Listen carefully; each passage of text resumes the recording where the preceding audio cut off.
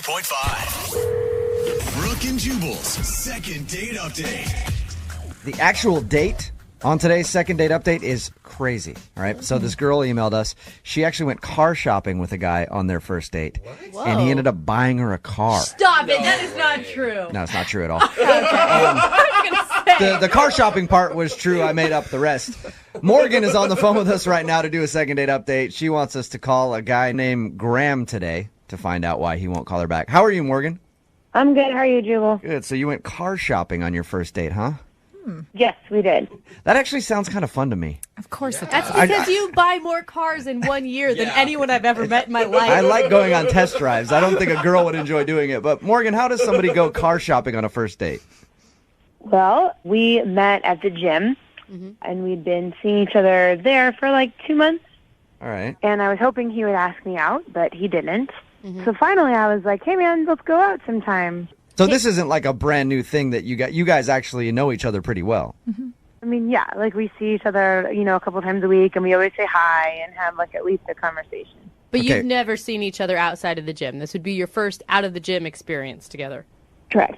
Okay. When you asked him to hang out, did he know that it was like a date situation, or did he think you were going out as friends? I think he knew it was a date because what he said was, the reason I haven't asked you out is I don't have a car right now. Oh. He's like, my car's in the shop. So Okay. Well, that had to feel good for you when you finally got up the nerve to ask him out, and he was like, hey, I've been thinking about asking you out too. yes, yes, it did. All right, so he doesn't have a car, and you offered to go buy him a car? That's very nice. How generous. No, didn't buy him a car, but since he didn't have one, I thought it would be nice to go car shopping together. Okay, but It's nice. It's a why unique why idea. skip drinks and the normal date stuff and go to car shopping? I don't know. I thought it would be like a fun activity and a good way of helping him out. I actually think that would be cool. If I didn't have a car and a girl asked me out, and I was like, well, I don't really have any transportation. I don't want to take you on the bus. And she's like, well, it'd be fun to go car shopping. I'll take you. I would think that would be a fun date, actually, Morgan. So long as you avoid the drinks before the test driving. Yeah. Did he seem to enjoy it?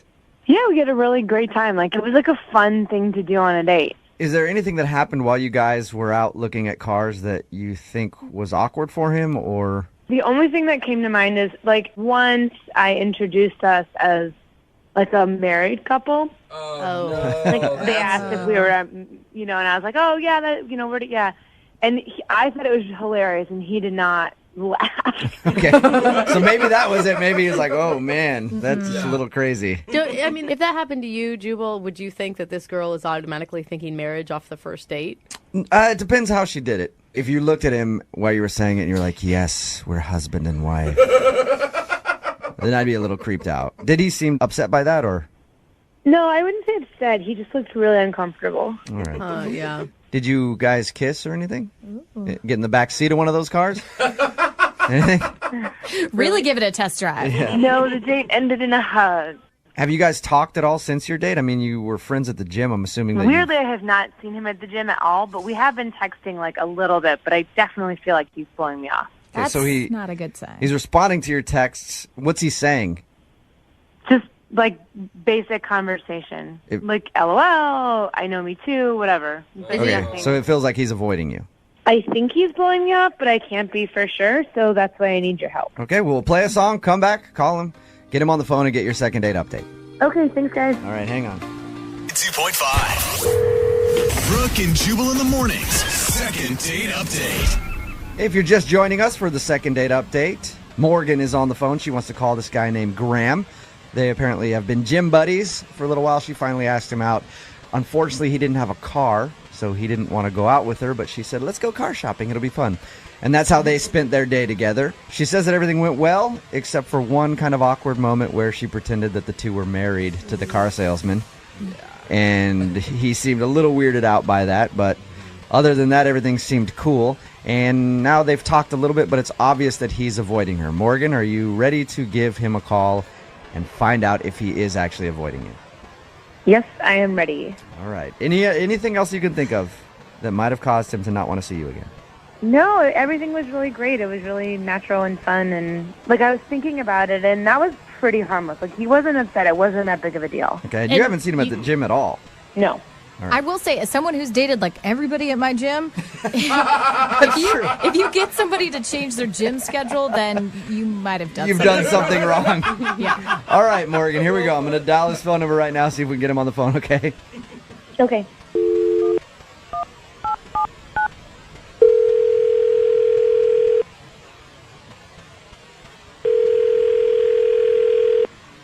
Hello? Hi, can I speak to Graham, please? This is Graham. Graham, how are you? This is Jubal from Brooke Jubal in the morning. Like the radio? Yeah. Just like the radio. How you doing? Fine. I'm calling you because you recently went out on a date with one of our listeners and they've been trying to get a hold of you. You know who I'm talking about? I think so. Morgan? Yeah. Why aren't you calling Morgan back?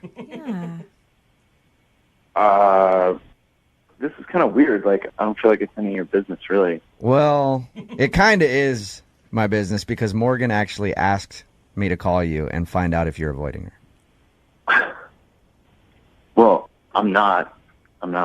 You're not avoiding her? I mean, I've been texting her and stuff, so I don't know. Okay. But she says she's been trying to see if you'll go out on another date with her, and you've been very unresponsive, and then she also hasn't seen you at the gym. So she's confused and feels like you don't want to see her again. That's not true? I mean, I want to see her again, for sure. It's just, I'm in a bit of a situation right now that just prevents me from pursuing it at the moment. Okay. Is it the car situation? She told you about my car situation? Yeah, she just told us that she asked you out on a date at the gym, and you said you couldn't go out because you didn't have a car at the time, it was in the shop, and so you went car shopping together. Which sounds like a fun date. Yeah. That's why I'm asking, is it because you don't have a car? Well, all right. So between you and me, I do have a car. It's not that. So you lied about the car? Well, I didn't. Well, I kind of had to because you guys, if you keep this between us, the deal is that at the moment I'm like kind of locationally up in the air. Are you living in your car? Yes. Oh, all right. Hey, I'm sorry to hear that, man. I'm temporarily staying in my car because I had a really bogus job like 4 months ago. So I quit and I couldn't find anything right away, and then rent was due and I had to, leave my spot. And so it basically came down to the fact that it was like, I want to go on a date with Morgan, but literally everything I own is in my car. So it's kind of weird to show up and be like, hey, welcome to my home. Okay, so you haven't been avoiding Morgan because you don't want to see her. You've been avoiding her because the situation that you're in right now doesn't feel ideal to be dating somebody and might not be that attractive to her. Exactly, yeah. And I'm guessing that's why you're not at the gym, is because you can't afford the membership right now. Well, the gym is actually the one thing that I do have because I use it to shower and make myself presentable, and I just know when Morgan goes, so I try to avoid those times. Do you feel like she's not going to want to see you if she found this information out? She seems like she's pretty nice. Yeah. Yeah, I know she's really nice. She's definitely one of the coolest people I've met in a really long time, but I just I don't want to it up. So I don't think you have to worry too much. I dated a guy that lived in his car. Didn't end well, but I still dated him. yeah, my situation's going to change, and when it does, then I'm going to really pursue this. She's a great girl, and I just don't want to start off on a bad foot. Well, then what can I tell her then? Because she had us call you because she wanted to find out if you're avoiding her. If I just tell her, hey, he's not avoiding you, just trust me, just hang out for a little while and he'll be back, that's going to sound kind of weird. Don't you think you should just be honest with her and see what she says? I guess. I don't know, but I'd rather tell her myself, Perfect. I can actually make that happen for you, Graham, because she's actually on the other line listening. Serious? Yeah. I gotta go, you guys. Hold up a second, Graham. We just need 1 second with you. Graham? Hello? Morgan? Wait, I'm so confused about what just happened. I'm pretty sure he hung up on us. Ugh. I'm guessing he's probably embarrassed or something. I want to get him back on the phone though because I want you guys to talk. Yeah, I mean, I'd love to talk to him about it. Did you know that he lived in his car? No, I mean, but to be fair, like, I only see him at the gym, so... Yeah. Does it bother you? I have questions about it for sure. All right, I'm going to try to get him back on the phone, see if we can talk to him, okay? Okay.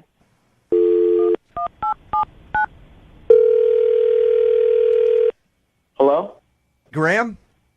Yeah, sorry. I thought I had a job offer calling on the other line, but it wasn't. Oh, all right, that sucks. Well, I was in the middle of telling you that Morgan was on the phone and wanted to talk to you. Morgan? Hello. Hey, Morgan. How are you? I'm good. How are you? I'm okay, I guess. So, I had no idea. Yeah, well, that was kind of the point. I was hoping it would stay that way, but... Graham, you could have told me you're living out of your car. Like, I would have understood.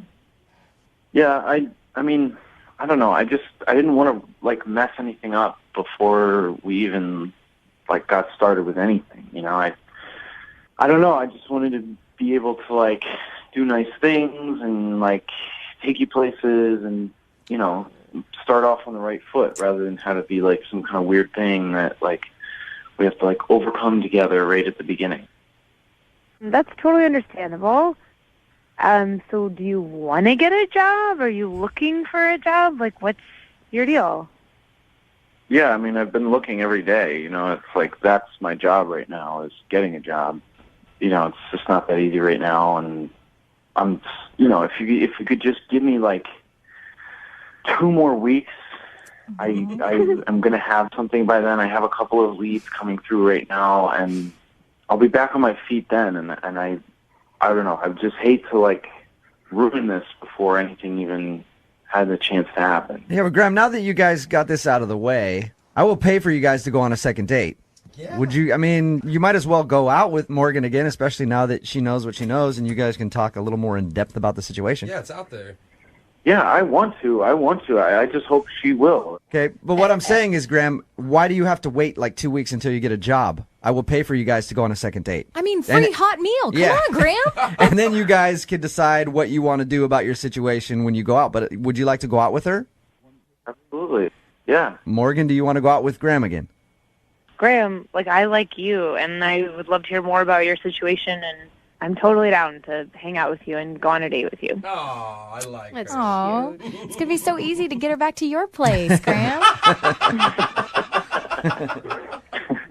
I mean, that's awesome. I really didn't expect you to be that cool about it, and I'm just glad to hear that. It's like a huge relief. There you go. Aw. Successful second date update. We'll send you guys out again, and you can have a good time. Graham, I want to let you know it's your lucky day today.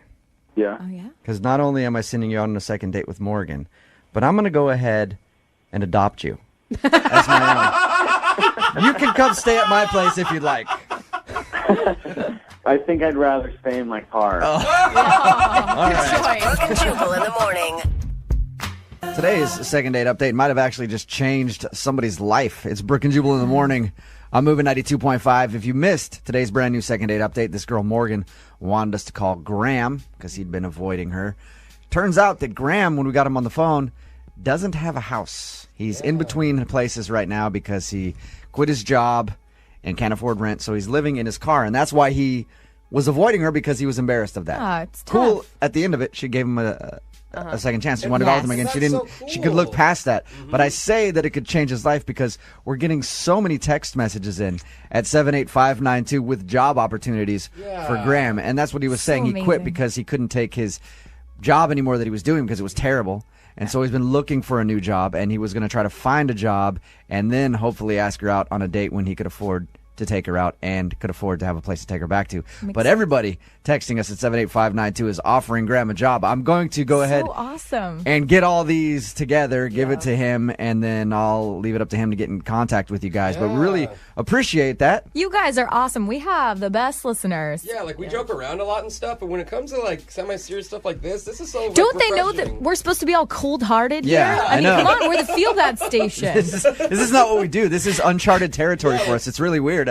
Charitable things. Interesting. But yeah, thank you guys very much. I think Graham will obviously appreciate it, and hopefully he can get a job out of the deal, and the two of them can start a relationship, or at least go out and enjoy each other's company a little bit. But I will get all the job offers down. Keep them coming if you want to try to interview him for a job and you're interested in that. At 78592, I'll give it to him and see if he can get in contact with you, and we'll get an update. I'll stay in contact with Graham and see if we can find out if he actually gets a job out of the deal, and then if he does, I want 10% of whatever he's making because I helped him find that job. Kind of a finder's fee. Right. Look, we're charitable to a point, all right? I'm not an idiot. Have limitations, all right? Remember, if you want a second date update, all you have to do is email the show, Brooke and Jubal at moving925.com.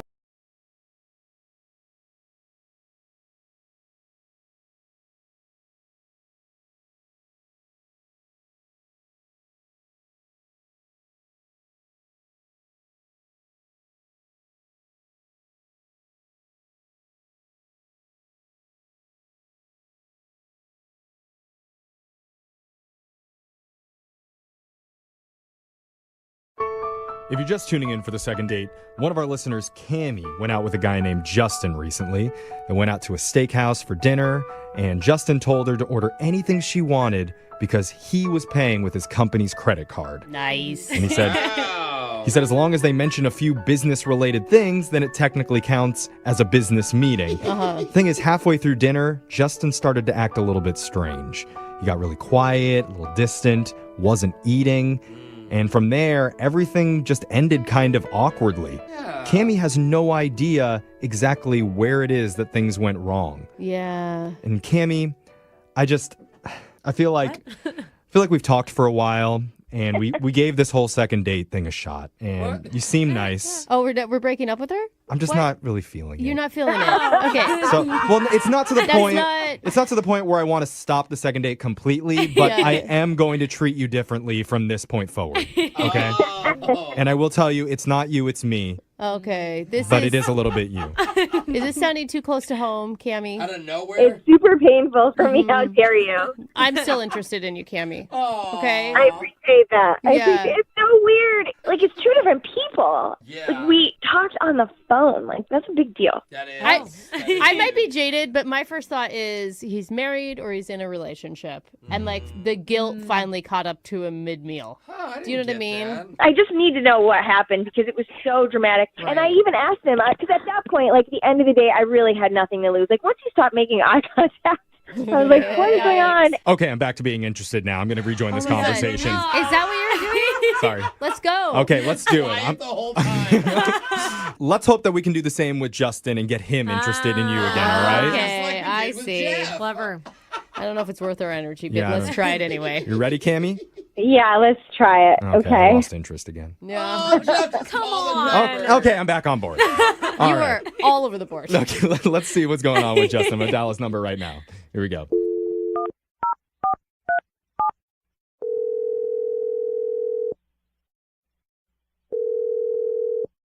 Hello? Hey, I'm looking for Justin. Yeah, this is Justin. Hey, Justin. How's it going? My name's Jeffrey from the radio show Brooke and Jeffrey in the Morning. Who's this? It's a morning radio show, Brooke and Jeffrey in the Morning. You never heard of it? Okay. I don't listen to the radio. Sorry. Low blow there. Okay. Yeah. Well, I'm calling because we're kind of mad at you, Justin. Whoa, that's coming off hot. Well, Jeffrey. sorry. That's not it. You're going to throw That's- shade at me. I got to throw it back. No, he Okay. just But said he doesn't know our We're show. mad at you. We're mad at you on behalf of one of our listeners. I really don't understand what you're calling me about. One of our listeners told us she went on a date with you recently. You started acting really weird towards her, and you kind of just gave up halfway through dinner. I think I know who you're talking about. Yeah? Her name's Cammie, Yep, Cammie. and you really hurt her feelings and therefore hurt my feelings. We love I our think more listeners. than anything, she's just confused, Justin. And angry inside. No, I know. It's not that dramatic, man. She just wants to know why you're not calling her back and what changed. So Cammie, you guys know Cammie? She called you? Yeah, she I don't- emailed our show, and we spoke to her about your date, and she had a great time with you. I'm not really sure what to tell you or how much you guys already know, but I just realized, we're two different types of people, Cammie and I. Honestly, What? things just couldn't work out between us. So wait, hold on. Like, was there a moment that told you that? Because why would you just stop making eye contact with her? Why wouldn't you say, "Oh man, you know what? I don't know that this is gonna work out." Here's the thing. I went into the dinner really hopeful, but it was really loud in the restaurant, and maybe I didn't quite hear what she ordered. But, when the plates arrived, I saw that she ordered this one plate called the Surf and Turf. Yeah, like every steakhouse has a surf and turf. They did invent that term, yeah. so you know. Yeah. I don't want to go into a whole lot of details about it, but it just wasn't okay with me. But didn't you specifically... so you're cheap. Yeah. Hold on. We don't know why it wasn't okay. No, I mean, I don't get it, though, because she said that you told her to order anything she wanted and that the company credit card was paying for it. Yeah, if anything, it's on you. Look, this is going to sound really weird. Okay. So Surf and Turf includes lobster. Okay. Well, I actually have 2 pet lobsters at home that I love and care for. They're very dear to me. What? No, you don't. You're okay eating beef, a big cow, but because you have a pet lobster at home? I don't just have one. I have 2. I have 2 lobsters, and they are awesome. And, I don't have a pet cow. I don't know anybody who has a pet cow. But if I did know somebody, I wouldn't eat a cow in front of them.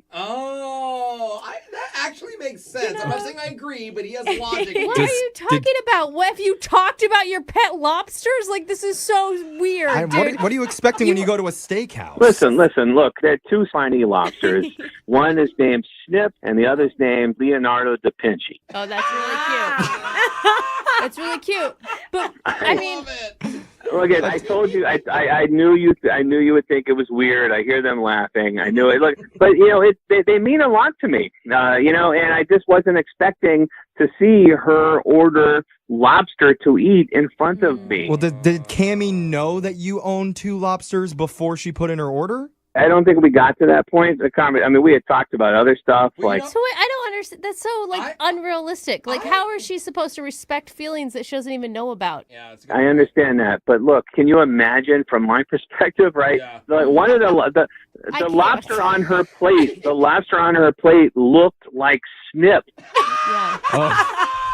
Wow. Wow. That must have very traumatic for you. Yeah. As soon as I saw that, I couldn't even look at her because every time I looked over there, I felt like I was going to cry. As like she was eating my pet. Justin, What a good pet owner. I got to be honest with you, man. Not in a million years would I have guessed that this was the reason you weren't calling her back. I'm guessing Cammie couldn't have guessed either. Let's find out if Cammie could have guessed because, Justin, I need to tell you, she's been on the other line listening, and she wants to talk to you. She's been on the phone this whole time? Yes, she has. Yeah. Wow. Hi. Justin, this has to be made up. Like, I listened to this whole thing, and I was like, this just sounds like you don't want to say what the real thing is. So whatever I mean, you're, like, on the spot on the radio. I get it. It's weird. But at this point, like, what is the reason? You don't believe him. No. Cammie, I'm being honest. Things were great, and then I saw you bite into it looked like one of my pets. Don't they all look the same? No, they do not all look the same. Why would you take her there, though? It was your suggestion to go to this. No, it was a steakhouse. It wasn't a lobster house. It was a steakhouse. I can see that. Wow. I mean, now that you know this, Cammie, do you feel bad at all? Well, I can't feel bad for eating lobster at a nice restaurant and like. Don't say Okay. it. Don't Is say it that you can't feel bad or you won't feel bad? Oh, man. I can't feel bad about that. I don't. And this is why I knew at one point in the dinner that nothing would work out between us. I mean, I'm sorry. This just sounds crazy. How am I supposed to say that you're eating something that looks like my friend? That's a pretty good way to say it. You probably should have just said that. You know what's weird to me is that you don't even feel bad. You know, now that you know, like, because you had a chance to like say what was wrong. You didn't say what was wrong. You just got quiet and you made me feel bad. And now it's just like I'm so evil for eating lobster in a nice restaurant where we ate meat. Okay. Like you like steak, and cows have more personality. I'm sorry. Now we're gonna compare. Wow. You don't understand. Lobsters are great companions. How? Oh, I kind of want a lobster. How is a lobster a great companion? You never have to walk them. They're never going to pee on the floor. Yeah. You may have heard this, but lobsters are loyal. They mate for life. Okay, Did you know that? please. Unlike those promiscuous dogs and cats that sleep around. Yeah. A dog will hump a leg. What? A lobster mates for life, and they live over 100 years. So now let me tell you, Cammie, that's way longer than you're going to live with all that butter that you were putting that lobster in.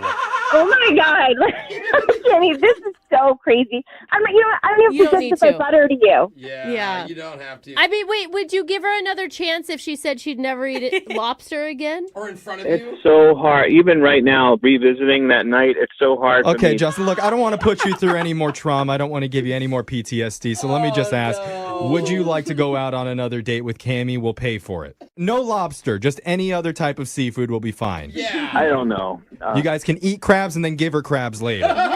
No crustaceans. Both fresh. Okay. All.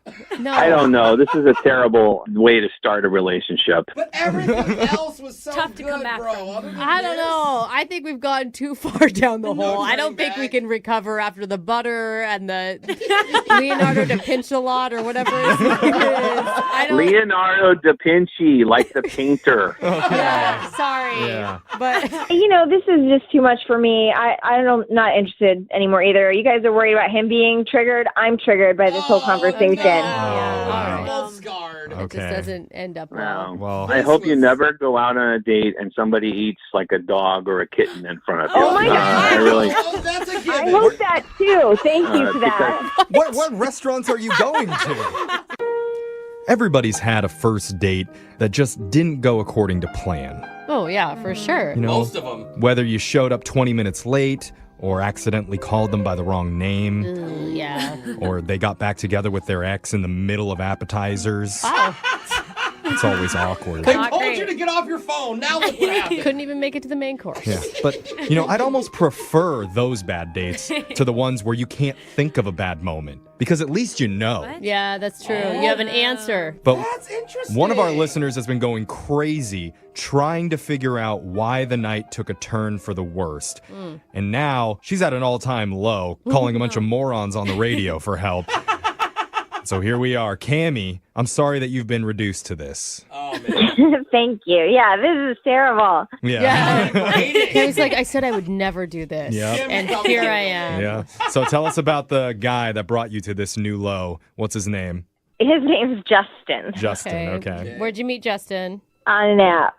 All right. I don't know if you've been on apps recently, but it's like hit and miss, but like more like a million misses. Yeah. We hear that a lot from our listeners. Were you excited about Justin, though?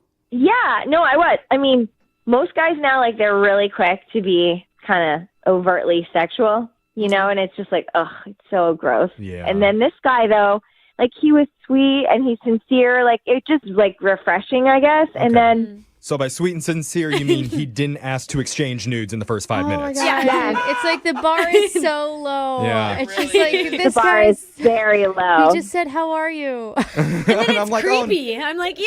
Yeah. Don't ask me normal things. I'm sorry, but we're on Tinder, okay? If you say hello, that means you want it. Boom, here's a pic, girl. What's up? Yeah. So Poor Cammie. really sweet and sincere, not asking you for anything. What did you guys do for your date? Well, it took a while for us to get there, first of all. Like, we had talked on the phone for, like, 2 weeks. Whoa. Wait, hold on. You had an actual phone conversation? I know. Are you it's sure weird. that he's actually into women?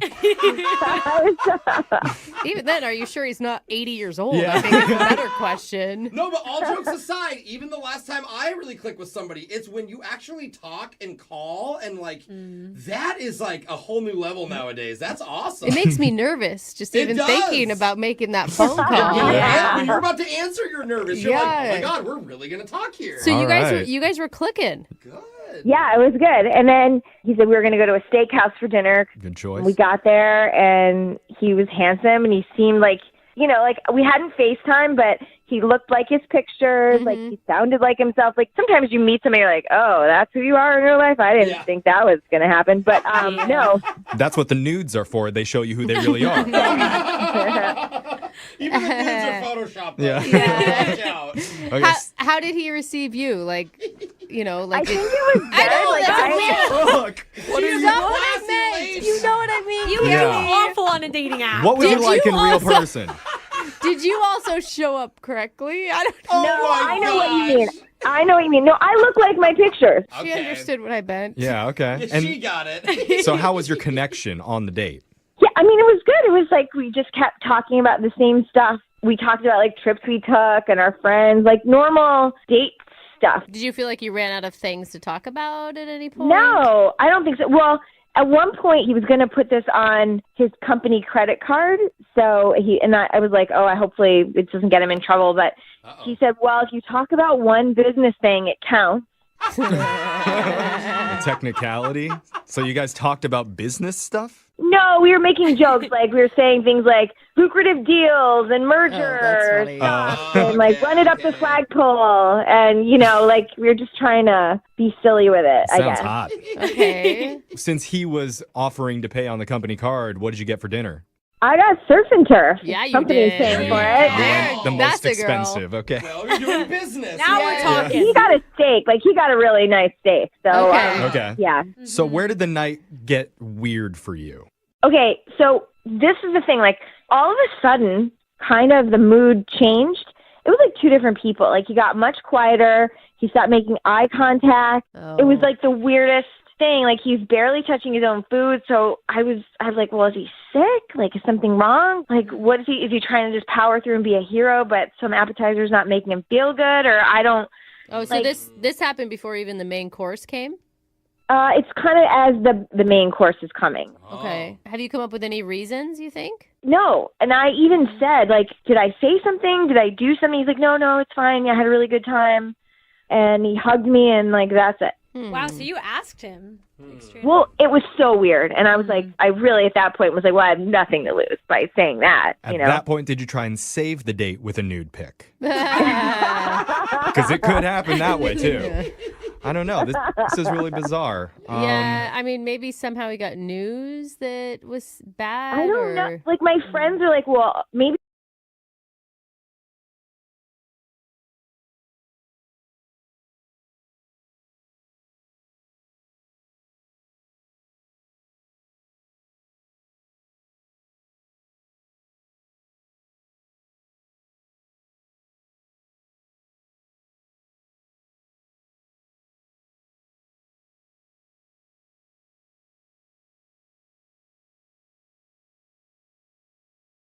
Trick or treat. It's Brooke and Jeffrey in the morning. Why was that so creepy? On Halloween, we all say trick or treat, Uh-huh. but nobody ever really focuses on the trick part.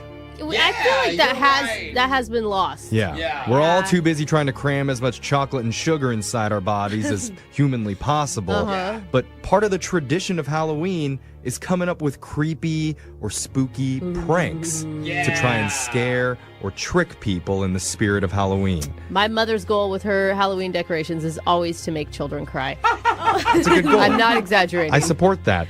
And while a good prank can be fun, sometimes they can backfire in hilarious ways.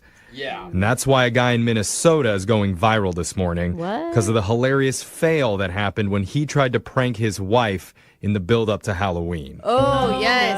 I love a good prank fail. The guy's name is Connor, and one evening when his wife left to go pick up groceries, he went to work. Okay. He threw on some latex gloves and using a mixture of food coloring and corn syrup, left a bunch of bloody handprints on the kitchen counters and windows. Creepy. And he left a giant pool of fake blood on the kitchen floor to make it look like something terrible happened there.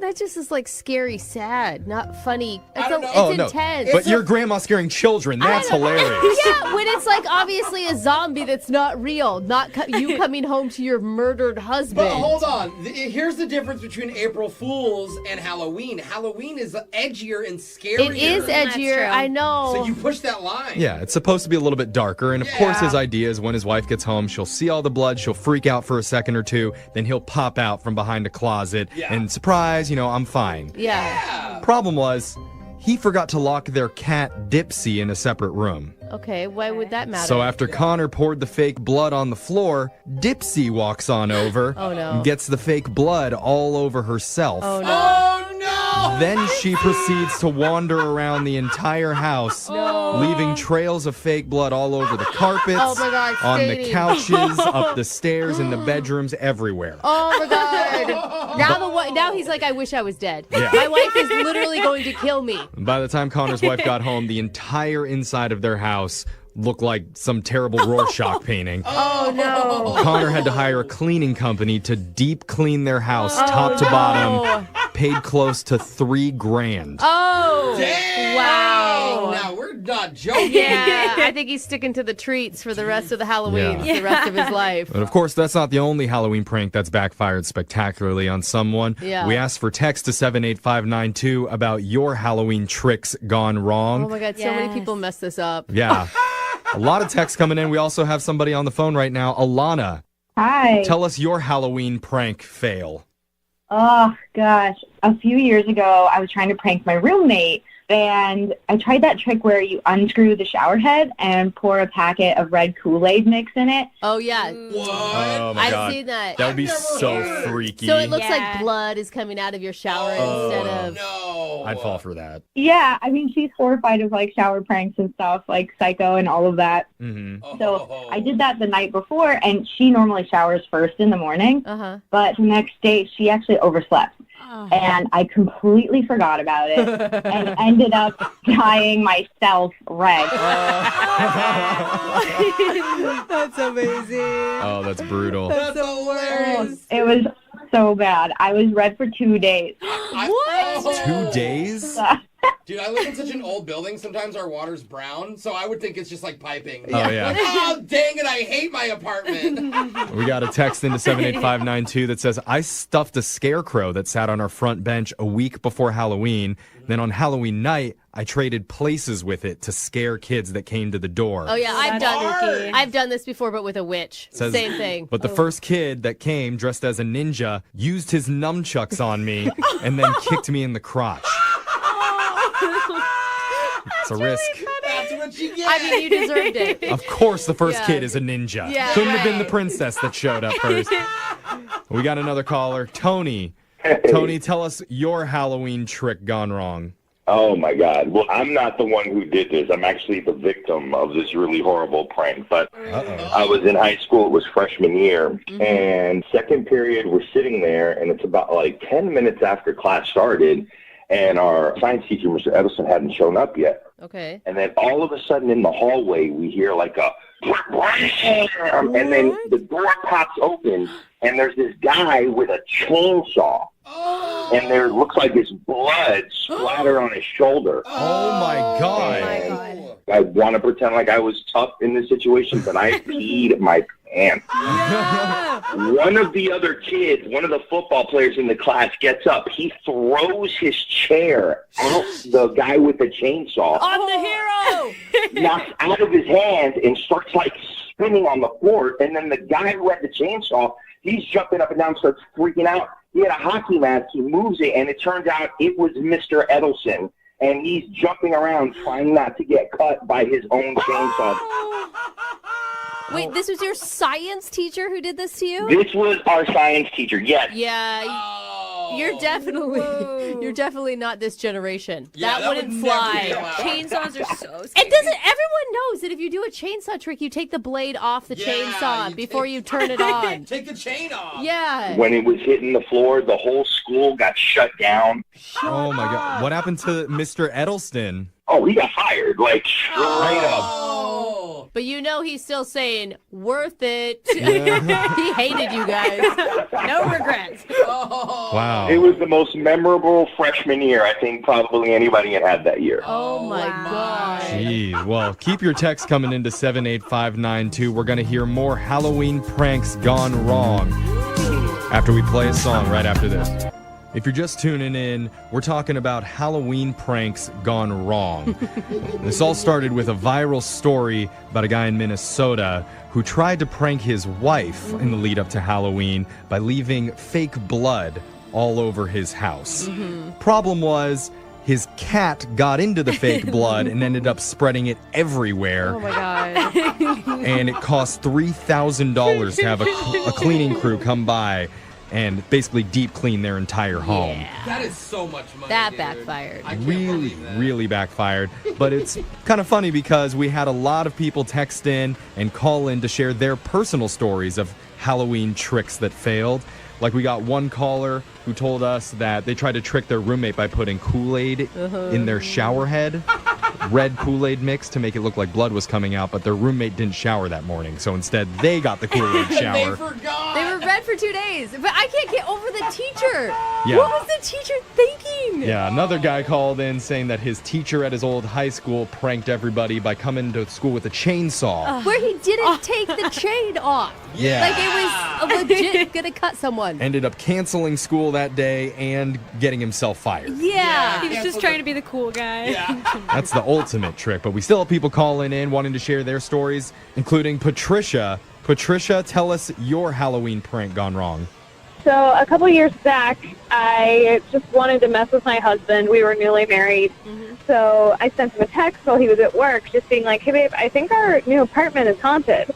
Okay. And he's very much a realist, like a skeptic. And he was like, no, it's not. You're fine. And I was like, no, I really think it is. Weird things are happening, et cetera, et cetera. You're saying it so casually. You're like, hey, babe, I think there's a ghost in our bathroom. Yeah, can you pick up some cucumbers on the way home? Thanks.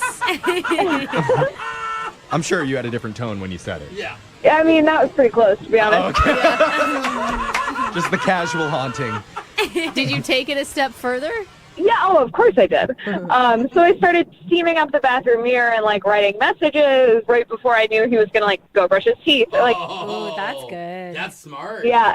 I put, like, a rubber band on the little sprayer on the kitchen sink so that if he turned it on, like, it sprayed him as opposed to just, like, Oh, yeah. turning the faucet on. Because your ghost is wacky? Yeah. Is that what you... Haunting the pipes. I'm gonna clog the toilet. I mean, your husband knew you were the one doing this, right? I mean, like, maybe he did, but I was trying really hard. I was doing all these weird, spooky, stupid stuff. Anyway, so, like, after a couple days and he was still being a skeptic, I was like, all right, well, fine. I'm going to, like, hire a paranormal investigator to come into our apartment and prove you wrong. Okay, Oh, you wow. are dedicated. Yeah. Yeah, and he was like, all right, like, do it. So I did, like, called him up, was like, hey, so I need you to, like, I didn't tell them I was pranking him because these people take their job very seriously. Uh-huh. So I was just like, hey, I need you to, like, come check out our apartment, whatever. And they did, and they were like, oh, yeah, there's definitely something here. Oh, my God. So now you are actually freaked out. Oh, no. Yeah, well, and then I was like, well, this is no longer funny. It's gotten kind of creepy. So, like, just kidding. And my husband 100% believes these people and was like, oh, yikes, can you tell us more? And they were like, yeah, this is a very, like, hostile spirit. You might not be safe here. Normally we just deal with people who have annoying dead people who are bored, but, like, this guy doesn't like you. I think after we've talked to her longer, you did a great impersonation earlier. Yeah, I know. I don't know. It's just a bored dead ghost. So what happened? Did you move apartments or something? Yeah, that's exactly what we did. After a while, it was just, like, and maybe it was in our head, I don't know, but we kept getting the creepy vibes, and we were like, we should go. Yeah. Oh, my God. You can't really back out from that once they're like, hey, there's an evil spirit in your apartment. Like, you can't just shake that off. So let me get this straight. You started out doing simple things yourself, and then literally found out you were really haunted. She haunted herself out of her own apartment. Yeah. Oh, don't you hate when that happens? That's karma at its finest. Yeah. We got one more text to 78592 that says, I taped a fake cockroach on the inside of a lampshade to freak my roommate out. Okay, classic. That would get me. But it went horribly wrong when she screamed and fell back over the top of the coffee table and into a bookshelf that had a lit candle on it. Oh! Her Halloween wig was covered in hairspray and immediately went up in flames. Stop it.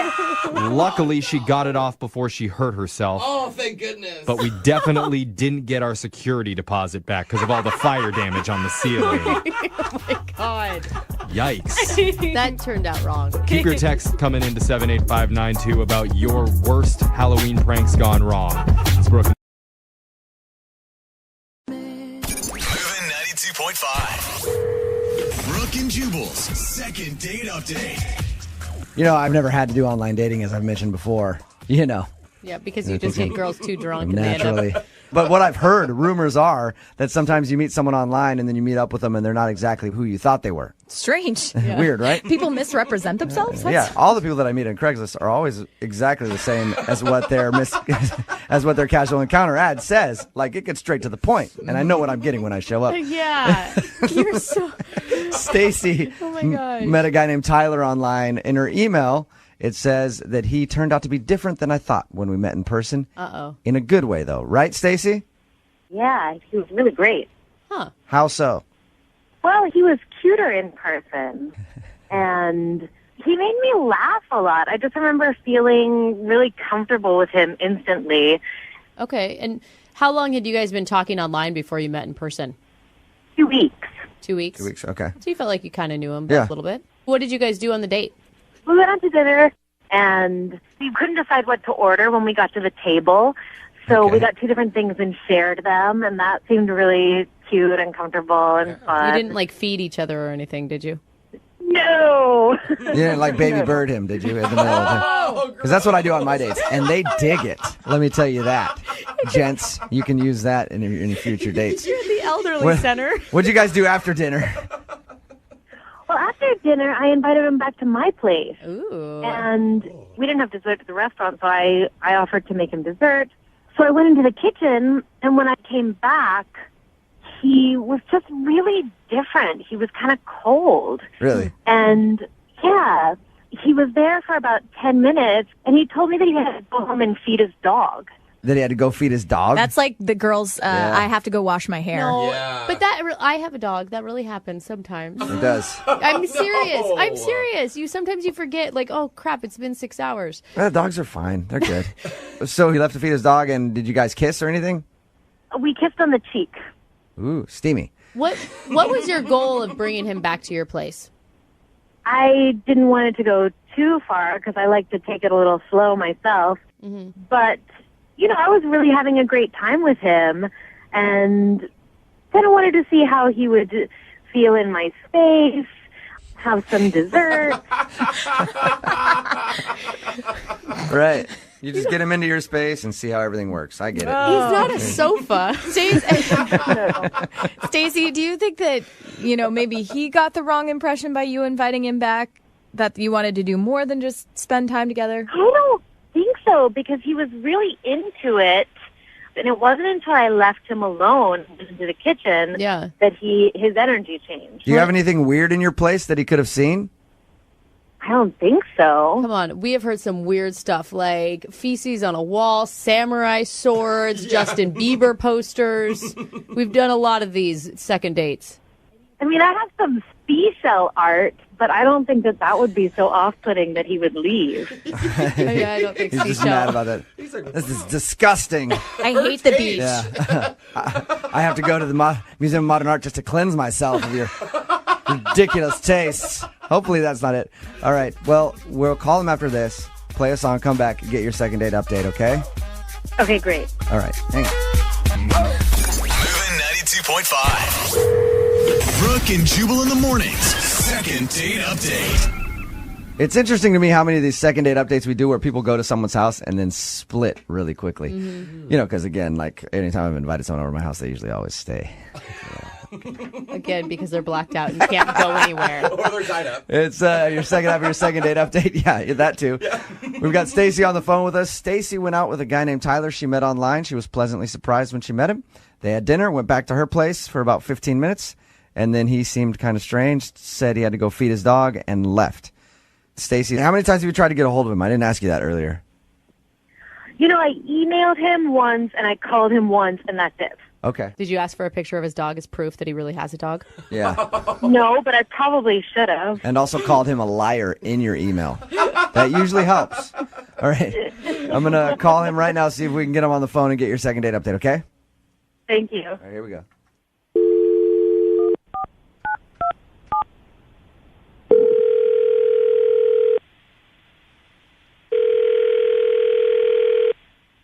Hello? Hi, can I speak to Tyler, please? Yeah, this is him. Hey, dude, how are you? This is Jubal from Brooke and Jubal in the Morning. I'm moving 92.5. Hey. What's up? What's going on? Not much. How you doing? Good. Big fan of your show. Why Thanks, are you dude. calling? You recently went out on a date with a friend of mine. Her name's Stacy. Uh-huh. She said you guys had a really good time, but you're not calling her back. Pretty much, I just wanted to call and ask why. Yes. You remember you met her online? I mean, she's cute. She's a cute girl, but she just wasn't what I was expecting. Did she not look like her picture? No, yeah. You sounded a little hesitant there. It's complicated. Is that what it is? Did she not look like her picture? Where her picture's like, I don't know, some people take pictures really close and they don't want to show their whole body. Or use ones from like 4 years ago. She's smoking in the picture. She looks awesome. And then we go to dinner, and I don't know how to say this. Her boobs were weird. What do you mean the boobs were weird? What? She had one really big boob. She had like a bad boob job? And I know women in general, there's like a boob that's bigger. I know that, but this boob was there was considerable difference. Were you? Like you're talking like A cup to C cup, like A cup on one side. I don't know. It was like A cup to droopy B cup. Okay, you guys, come on. She had a lazy boob. I just like that Brooke and I were confused by this, and that immediately both the men in the room understood, and they were like, "Oh yeah, one of those." We've encountered one better than the other. Well, come on. Why would you go back to somebody's house? Like, what? You're not attracted to one lazy boob? Big deal. I went back to her place because I will be completely honest with you. I was quite intrigued. I kind of wanted to know what that boob looked like. She was really into me, and I thought maybe I could see the boob. You wanted to see her. You want to see her boobs non-sexually. Nice. I just wanted to see the boob. So why did you leave after 10 minutes? Oh my God. Well, now here's the thing. She's like, "Hey, do you want some dessert?" And I was like, "Yeah, I'm going to see the boob." And then she leaves, and she comes back, and she doesn't have any boob. Oh. What? She's completely, she's flat-chested, no boobs. She must have, she stuffed her bra very, very poorly. She probably had cutlets in. Like chicken cutlets, like that you buy. All of a sudden, I felt like I'm in high school. Oh, it was weird. So she went from, big boobs in the picture to droopy boob at dinner, and then at the very end, she had no boobs. So Tyler, does it really bug you size-wise, or does it more bug you the fact that they kept changing? You just didn't know what to expect next. To be honest, I like all boobs, which is why I wanted to look at the droopy boob. I just felt like she was lying to me. You know what I mean? I don't want to go out. Okay. What am I going to do? Who knows? What else is she lying about? Hey, Tyler. Oh, I love this part. I should let you know now that Stacy's actually on the line and heard everything that you just said. Oh, You really disgust me. I think most women who are about my size use enhancements. I really you're shallow, and you're. How do I know that you work where you said you work? How do I know? Really? I just don't know. Really? That's a ridiculous argument. Hold on. No, wait. Did I look like my picture whenever you went out with me? No. I didn't look like my picture. So Shut up. I don't want to hear anything else you have to say. I really don't want to hear you talk anymore. Stacey, can I ask, because I have very small boobs, you need a microscope to see them. Do you feel really insecure about them? Is this something that you do on every date? I like small boobs. This isn't about boobs. I know, You just Tyler. don't like lazy ones. Yeah.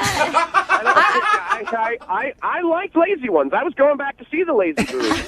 But it's not lying. I don't like being lied to. That's like saying changing your hair color is lying. Yeah, or wearing heels. She's maybe 6 inches taller. I will say this: there are a lot of things that women can wear to change their bodies when they go out on a date, and by the time you get them home and undressed, you're with a 42-year-old dude. You just have to know that going into a date. There's lots of stuff out there like that, but I don't consider that lying. Yeah, and we all thank Spanx for that. Yeah. So you really consider it lying, Tyler? It felt like a lie to me.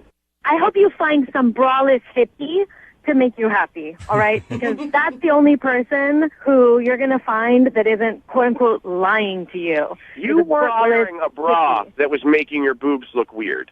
You legitimately had one giant boob and one small boob. They don't sell those bras in the store. you're exaggerating. You're exaggerating. Who is the liar now? And I'm hanging up. I'm done with this. I don't want to hear any more of it. Goodbye. You're not stuffing your bra correctly, and then all of a sudden your boobs disappearing. It's like you're some boob magician, and I don't want to be someone that's going to lie to me. Boob musician. Hey, Tyler. Tyler, Stacy hung up on us. She's not there anymore. Oh, no. Thank you for, at least letting us know why you didn't want to go out with her. Yeah, no problem. I was hoping, at the end of these, we always ask if people go out on a second date. I was hoping we could do that for you. I would have probably gone out with her. And to be honest, I honestly like to see which boob is bigger. You just want to see the lazy boob, that's all. Brooke and Jubal in the morning.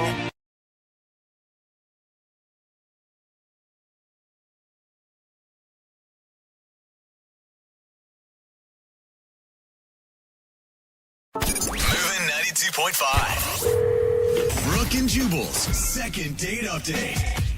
You remember being a little kid, you're in school and you're coloring something in your coloring book, and then you see the girl that you like. And you know that she's coloring something too. Yeah. So you walk over to her, you figure it's a good opportunity to bond over something. Yeah. And then you look at what she's coloring and you say to her, "That's terrible. You're the worst colorer in this class. You should stop right now. Mine is way better." No! Hoping that you could just break her confidence down enough so that she would like you. That is actually how little boys do it, which Apparently. is strange. That's still a thing in the adult world. Yeah, also not surprising. Because Jared sent us an email to do a second date update today, and apparently he met the girl that he wants to call while coloring. What? Jared, how do you meet a girl while coloring? Well, my buddy Robbie told me that there was a meetup group at a local bar, and he said, we should just get wasted and start coloring. It's a great way to meet chicks. And I thought, well, okay, why not? You went to one of those adult coloring nights. Yeah, I mean, there's adult everything now. There's like adult camps, all these things we did when we were kids. Now, I guess my generation, we're doing it as adults, but just getting drunk, and it's a lot more fun. I'm guessing you were the only men there. We weren't the only men there. We may have been the only degenerates there, but there were other men there. And did you hit on her the same way that I described? You walk up to her and just rip on her coloring abilities a little bit? I did not rip on her coloring abilities. I saw her at the bar. I walked on over to her, and when I was getting my pint, I looked over, and she was actually drawing a pretty amazing dragon. Oh. This actually sounds like it's more fun than I thought. He's wasted. There's a dragon. She was drawing this fantastic-looking dragon. I just knew this chick was an artist. She had tattoos on her and stuff. She definitely knew what she was doing. You're like, wow, you can stay in the lines, ma'am, and that is a turn-on to me. So how'd you strike up a conversation with her? Well, I looked over to her and I said, "That's a nice dragon you've got there." and she looked at me a little funny, and I said, "Could you help me out? I'm not as good of an artist as you." So I asked her if I could borrow her purple. I ran out. What? Oh, nice. You asked to borrow a crayon? So you took her purple crayon home with you. No, I didn't take it home. I don't want to get arrested or anything. I don't want to steal from this girl right away. Not right away. Eventually you'll steal something from her, but not right now. Eventually. You guys sound like, you sound like you were pretty drunk. Yeah. Was she as well? I was. She was nowhere near as drunk as I was. She was maybe a little tipsy, but she was okay. She was more of a lady than I was a gentleman. Okay. Did it seem like she liked you a lot, though? It did. I mean, when we first started talking, it seemed like we were really hitting it off very well, and eventually I asked her if she wanted to go to a different bar that wasn't coloring. Then we could actually talk and get to know each other. And we went, and Wait, that night you guys did, or you went on a date later? that night we went out. We went to a different bar. Oh, cool. Nice. And how was the other bar? By the time we got to the second bar, we started talking about her job, what she does for a living, and maybe she was weirded out by the fact that I really liked that she's a glass blower. I mean, how many glass blowers do you know? I was really excited about it. I don't know any glass blowers. Cool. I don't know any either. Yeah, I thought that was the coolest thing in the world, and maybe I talked about it for too long or something. Did you get too excited about it? Creepy. I mean, I was talking to her about blowing glass, and I may have said like an offhanded remark about how good of a blower she is, or something like that. But All right. Yeah. It was a joke. Though. Yeah, All right. she doesn't hear that all the time. I'm sure she does. I was just trying to be cute. Did you guys hang out all night? We hung out for probably a good 3-4 hours. We probably left around midnight. Oh, wow. And it wasn't a hookup, though. No, I asked her if she wanted to do anything else or go back to maybe my place or something, and she said, no, maybe not now, but give me a call sometime. Okay, so Now, you're retelling this story and you keep bringing up the fact of how wasted you were. Do you think you have an honest portrayal of how the night really went? Oh, definitely. I remember exactly what happened. I was a little too drunk at the first bar, but then by the time we got to the second bar, I thought, you know what, this girl's really cute. I should probably slow down and sober up so I can remember everything she's saying. Wow, that's amazing. That's responsible. That is. Yeah, never happened in my life. Anytime I've been drunk around a girl that I thought was cute, I'm like, I better get drunker so I can be smooth. Smooth like jagged rock. Yeah, I'm very impressed with you, Jared. So have you reached out and talked to her since that night? I have. I've tried to call her a few times. It's been about, I'd say, a little over a week since that date, and I've tried to call her a bunch of times, and she always makes up some excuse, and I figured I could use some help with this. I really like her, and I want to talk to her again. Okay, well, we'll play a song, come back, call her, and get your second date update, all right? All right, thank you, guys. Yeah, man, hang on. Moving 92.5. Brooke and Jubal in the mornings. Second date update. As the old saying goes, the way to a woman's heart is by making off-color remarks about her job. So Jared is on the phone for a second date update, and he's obviously confused why he's not getting a call back from a girl named Layla. They met at an adult coloring night at a bar, and they hung out for a little while. He thinks he's probably not getting a call back because he made a rude remark about her job. She's a glass blower by trade. And so he made a joke about that, and I'll let you use your imagination as to what he was talking about. Again, she's a glass blower, and he made a joke. We get it. And so he thinks that she didn't like that, and that's why she's not calling him back. We're about to get her on the phone. Jared, you ready? Yes, sir. And I didn't hear, Jared, after you made the joke and it obviously fell flat, did you apologize? She just changed the subject. I didn't feel a need to apologize. I felt like we should move on. Right. You didn't keep going back to it, though, did you? Did you hear me, though? I don't think so. She moved on to something else. We started talking about her tattoos. Okay, cool. All right, well, I'll dial her phone number right now, see if we can get her to answer and get your second date update, okay? Thank you. Yep, here we go.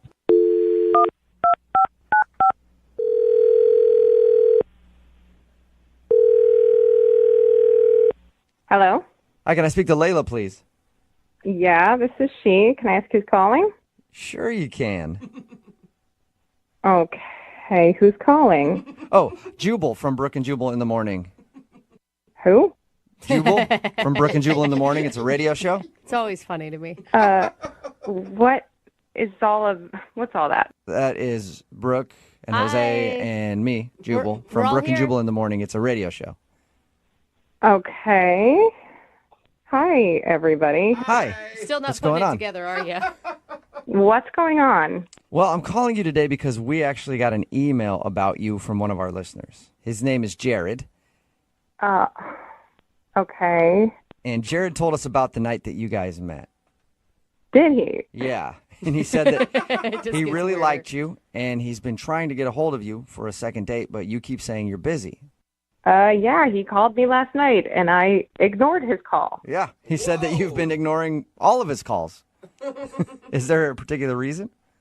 It just wasn't what I thought it was. Could you just tell him you didn't reach me or something? Well, I mean, can you give me anything specific that I can tell him? He did. Look, he told us that you're a glass blower, right? Oh, yeah, he mentioned that? Yeah, he did. Great job, by the way. That's really cool. But he said that he also made a really bad joke about blowing things. Oh. And he thinks that that's the reason you're not calling him back. I mean, among other things. Was it, I mean, that was bad and made me roll my eyes. Did he just come off kind of like a bro? I mean, yeah, he was just really immature. That joke, whatever, probably 90% of the people that find out what I do make that joke, and then we move on. Right. But, I don't know. It got weird. Well, what do you mean immature? Okay, so he told you about all the coloring? That was a coloring night at the bar? Yeah, he said you were really good at it. I am good, and I love it. It's relaxing to me. It's something that brings me joy. And we, at one point later in the night, traded coloring books to look at each other's work. And I'm going through his and come across, a deer with female parts drawn onto it. Oh, that's good. So, Well, I would go with other female parts, Jose.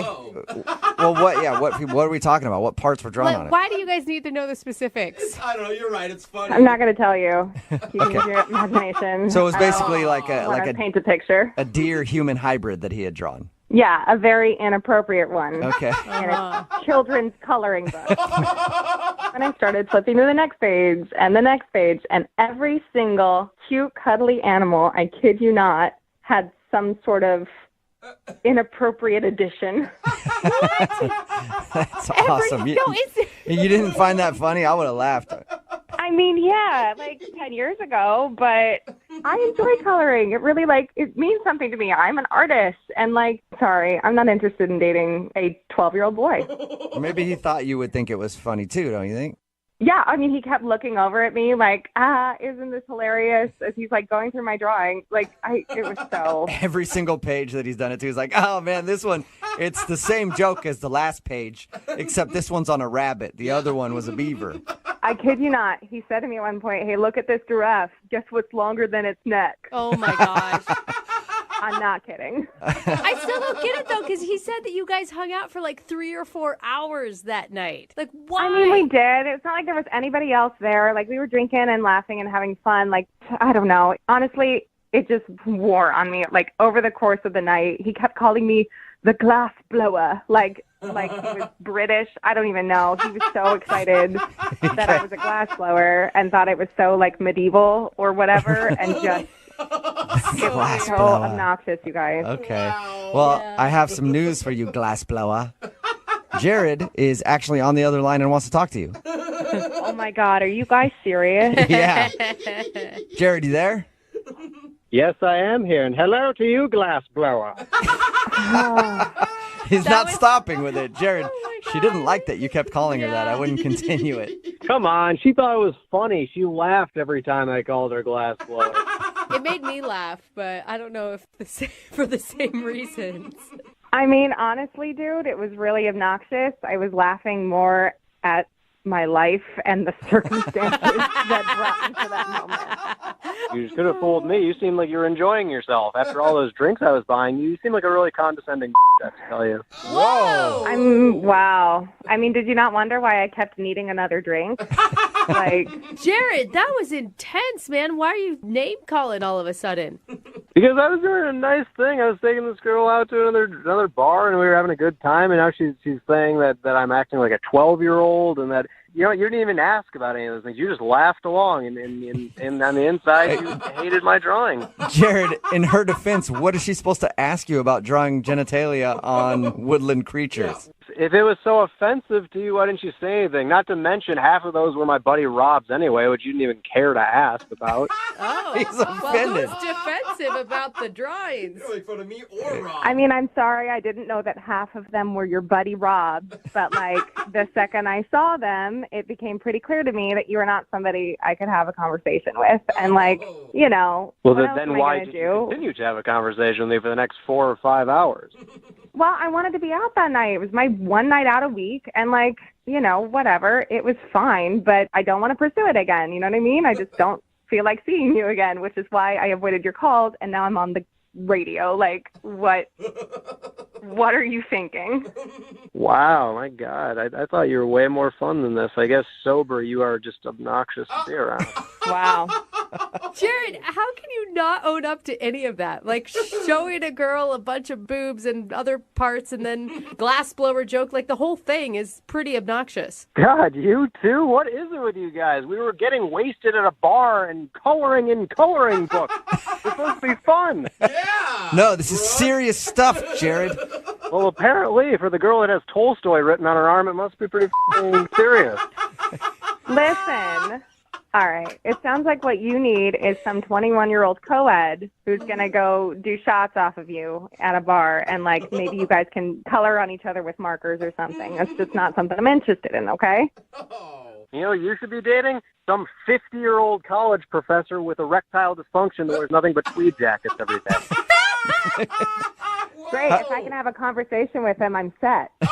All right, well, it looks like you two have figured out your type at least, but I still have to ask the question. Layla, would you like to go on a second date with Jared? We will pay for it. Yeah, I'm good. No, for sure? It sounds like you were right on the fence. It does, doesn't it? Yeah, I hope to never see him again unless, like I need some boobs put on the glass I blew. You know what?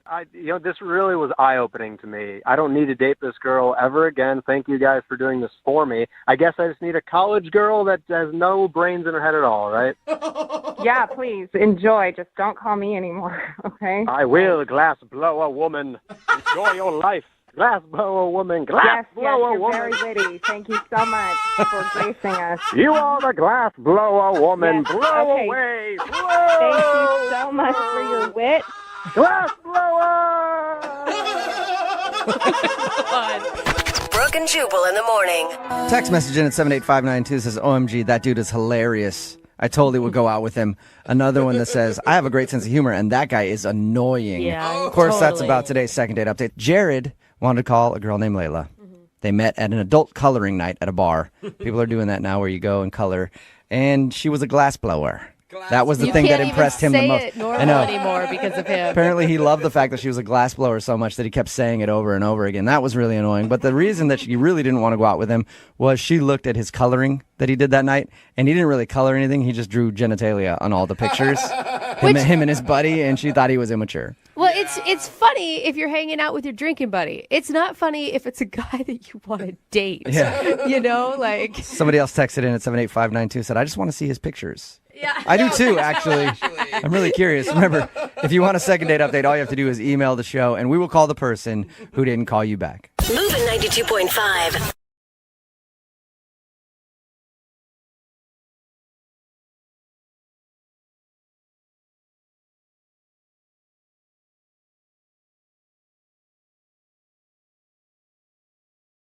Moving 92.5. Brooke and Jubal's second date update. We've heard a lot of bad dates on the second date update. Today, though, might take the cake for the worst date ever What? Oh, no. How? in the history of dates. Dude, we had a guy poop himself a week ago. This would be way more painful, in my opinion. Will is on the phone with us. He wants to do a second date update today, and Will spent his first date, get this, with a girl Yeah. babysitting her nieces. Oh, my God, that sounds like a horrible time. It's kind of cute. Will, how are you? Hey, what's up, guys? What up, man? So you went on a first date, but your first date was actually babysitting her nieces? How'd that work out? You know, it actually wasn't as bad as it sounds, honestly. We have some mutual friends, and they wanted to set us up. I thought she was cool. I met her at a party, but she's really busy, and I'm really busy. It was really hard to coordinate, and so she told me that the only time that she was going to have free in the next 2 weeks was when she was babysitting for her brother, and, I was game. Was it fun? Did you have a good time?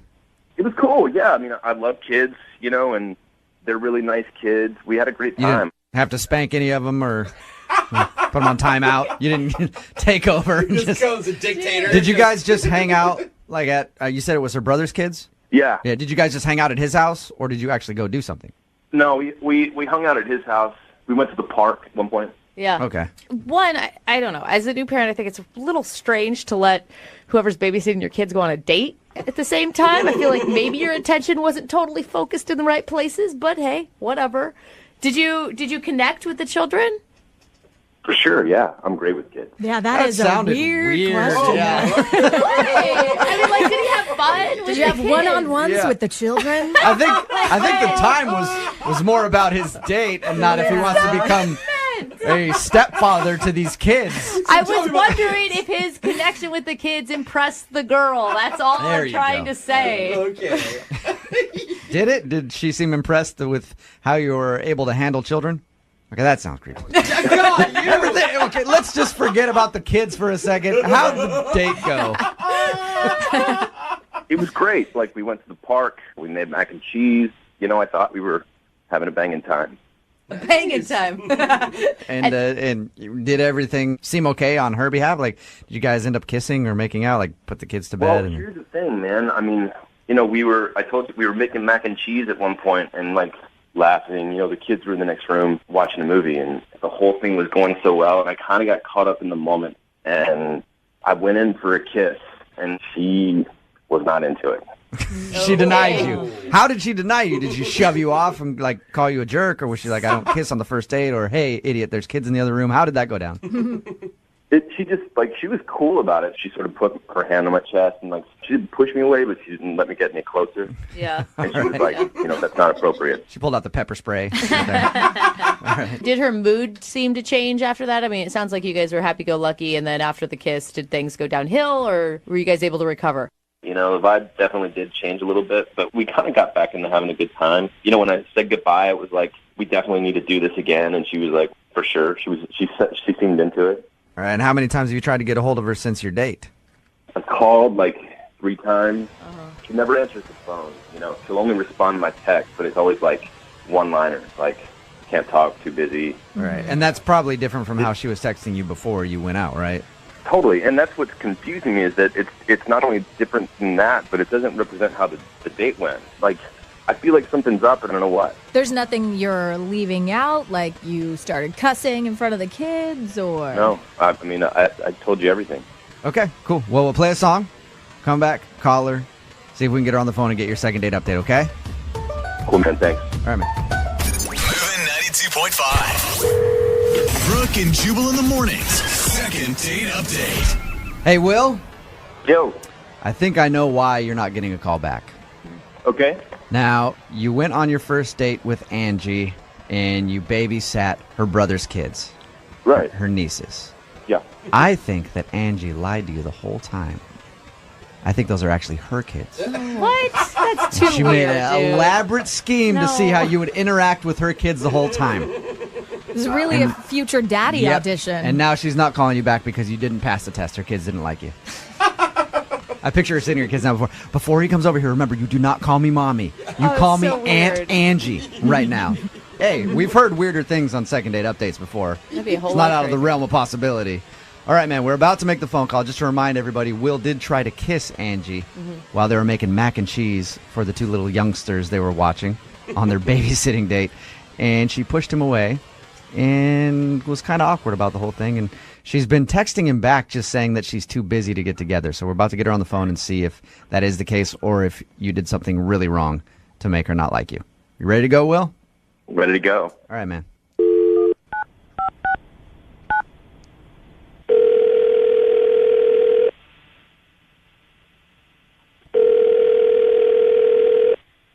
Hello, Hi, can I speak to Angie, please?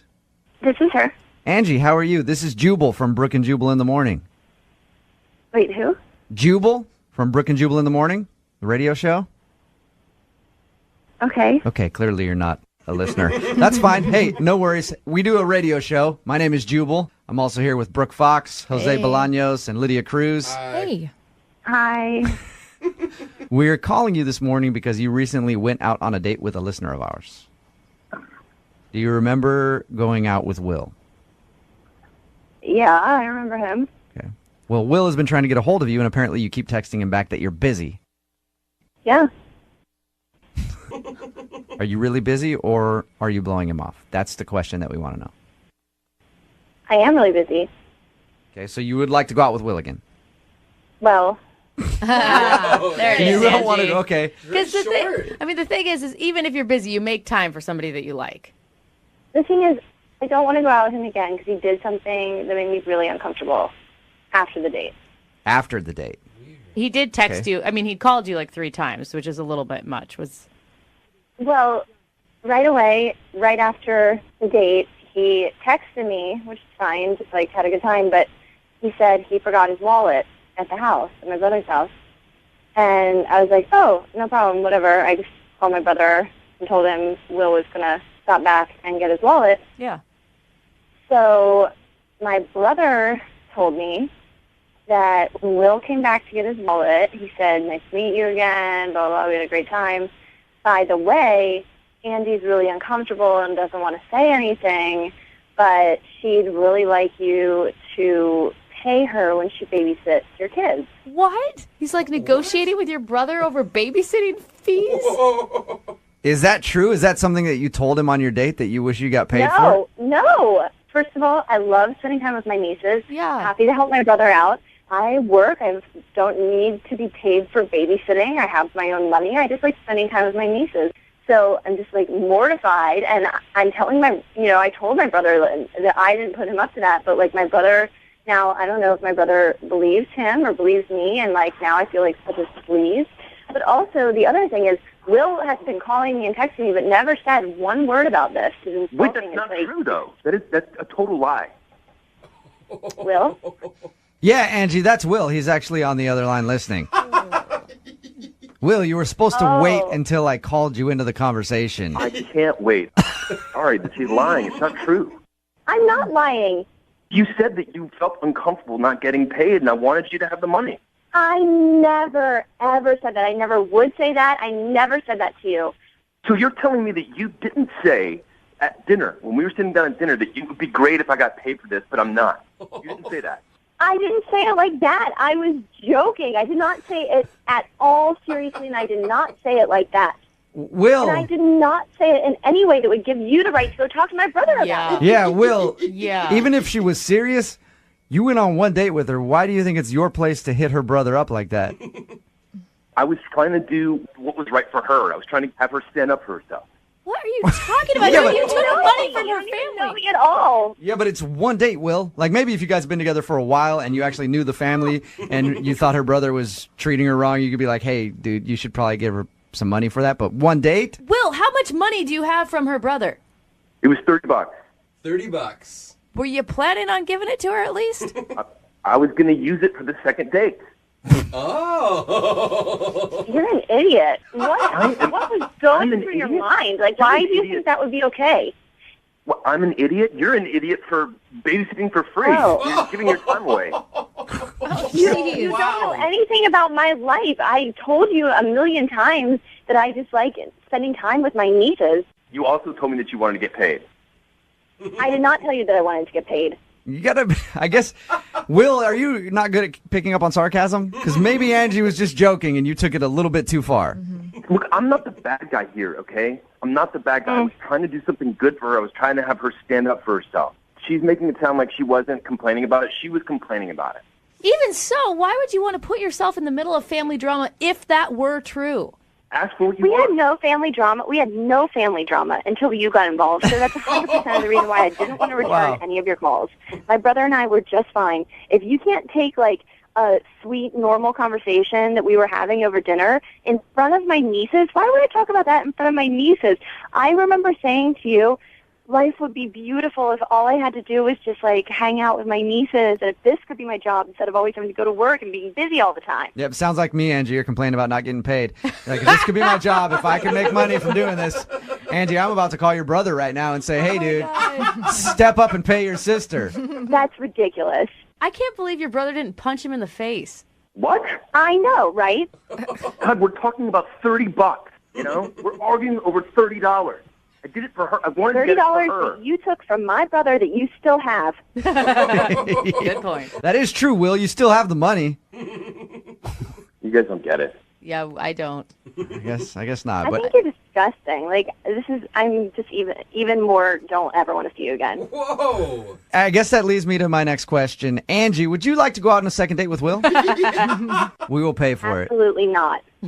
That was a quick answer. He can You sure you take don't? He can take that $30 that he got from my family and use it to take some other girl out on some cheap date before he gets involved with her family. You sure you don't want to think about it, Angie? You answered the question. No. Okay. All right. Will, would you be interested in going out with Angie again? Not if she lies like this. Oh my gosh. All right. So no second date, I guess. Yeah. Will, next time you go out on a date, try not to get involved in some sort of family argument right away. Whatever, man. I was trying to help her. Hey, but Will, I do have trouble standing up for myself. In my next contract negotiations here at the station, would you mind stepping in for me? Maybe you get me an extra $30 out of the deal. It's funny. Brooke and Jubal in the morning. I met you in the summer.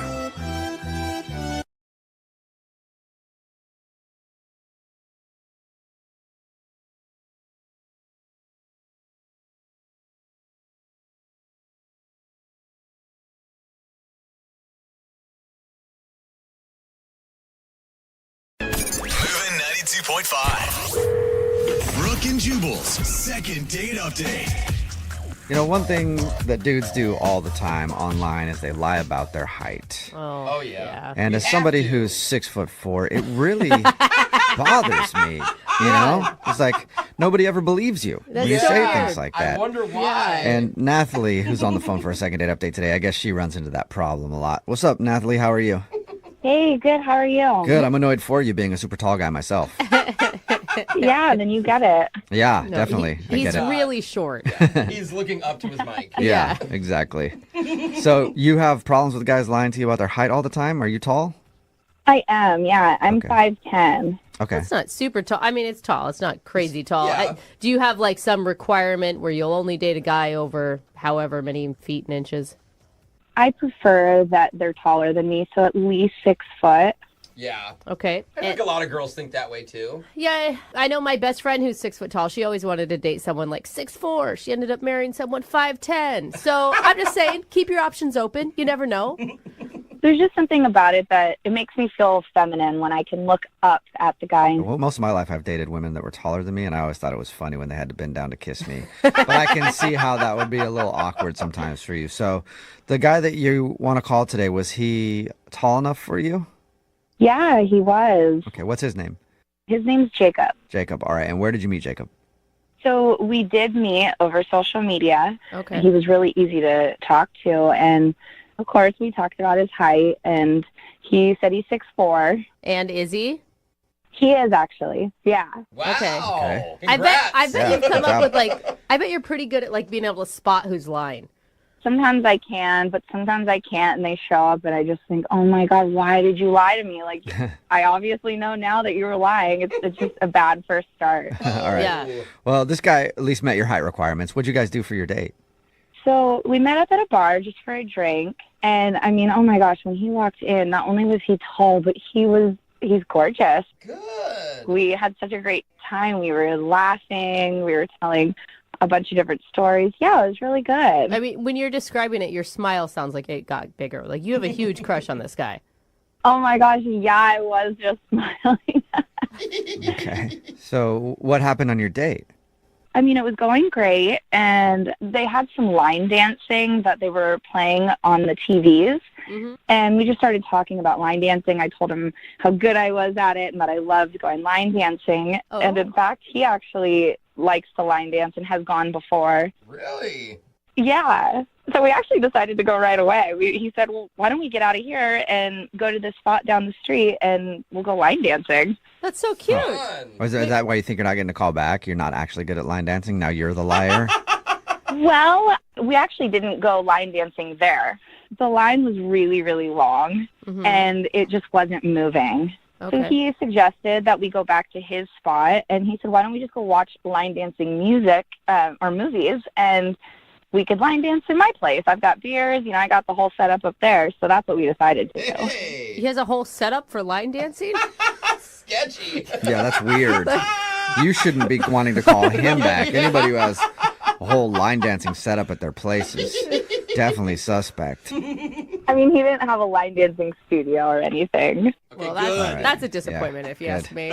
So how did that go? I mean, did you guys just line dance the night away? I mean, we did a little bit, but it really kind of went more into like a pants party. Yeah, pants off party is what you mean, right? All right. We all knew that was going there. Horizontal dancing. Like, I'm surprised you did any dancing at all. Yeah. He's like, I'm not set up for this. Yeah. If you wanted to come back here and line dance, that's fine, but no funny business, lady. Go somewhere else. Yeah, this cowboy doesn't do that on the first date. Cowboy. You mosey on out of my apartment. You spit in your spittoon that's in the corner. So you guys hooked up then? We did, yeah. I mean, we didn't go all the way. That's not usually something that I do on the first date. But, things got fun, and we had a good time, and I did stay the night. Oh, you did? I did, yeah. What was it like in the morning? Wonderful. I had to get up in the morning pretty early, so I kind of scooted out, but he made sure to get up and walk me to the door, and everything seemed fine. So I was really excited to, talk and go on another date. Okay, so everything was good. You can't think of anything that went wrong? I mean, I did think, well, maybe was I a little drunker than I thought, and I wasn't that great at line dancing? I don't know. Or maybe he's just a guy that likes to hook up once and then ghosts you, which I think is not very cool. Yeah. So, I mean, if that's the case, honestly, I will put him on blast. I think that that's rude. I think it's not cool to just ghost someone like that, especially if it's just you're trying to get, like, a hookup out of something, if you're that kind of guy. What do you mean by put him on blast? Like, out on social media. Like, I'll call him out. Okay. You're like gonna Yelp review him or something. If I could, I'll do that too. Yeah. All right. Well, we'll play a song and then come back and find out if something did go wrong with your second date update right after this, all right? Okay, cool. Thank you. All right, hang on. Moving 92.5. Brooke and Jubal in the mornings. Second date update. Well, howdy, partners and partnerettes. Cow folks and cows folks. looking to get poked. No. Whoa, 'Cause okay. I don't know. I'm not very good at country stuff. But anyway, Nathalie is on the phone for a second date update today, and she wants to call this dude named Jacob. They went line dancing because they're both big fans of line dancing, I guess, and they actually weren't able to get into the place they wanted to go to. So they ended up going back to his place because he said, I'll throw on some country music videos and we can line dance together in my apartment. And then that turned into the pants dance, which actually should probably be the no pants dance. Anyway, they messed around a little bit. They didn't hook up all the way, but now he's not calling her back and she's trying to figure out why. Okay, Nathalie, are you ready to give Jacob a call? Yeah, I am. I just want to figure this out. I want to know if it was something I did because I want to correct it. It's really hard to find tall guys. Yeah. She's so desperate. She's like, I don't even care what his personality was like. But you really liked this guy, and it does seem from your description pretty baffling as to why he's not giving you a call back. Yeah, I have no idea. Okay, well, I'm going to dial his phone right now and see if we can get him on the phone if he's not out doing ranching around. Ranching? You know how they do it, the cowboys with their lassos and whatnot. Uh-huh. So if he's doing that, then he's probably busy, but if not, then we'll get him on the phone, okay? Okay. All right, here we go.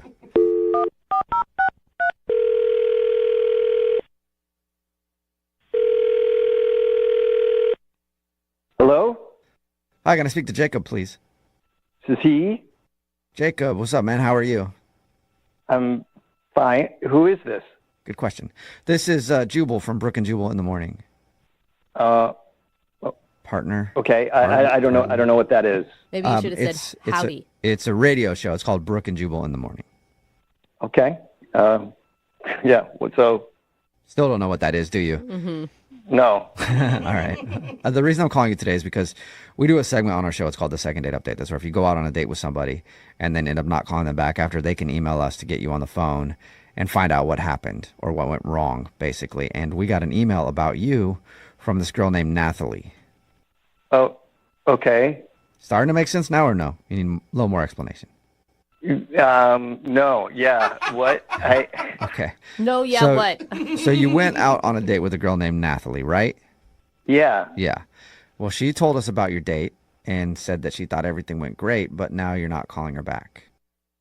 Oh, my God. And she wants to know why. That's why we're on the phone. People do this? Yeah. Yep. Yeah, we do it like a lot. Like surprisingly. I mean, but you got to think about it. People are getting ghosted left and right. And I mean, that's what she feels like you did to her. And she has no idea why. Her description of the date sounded pretty dreamy.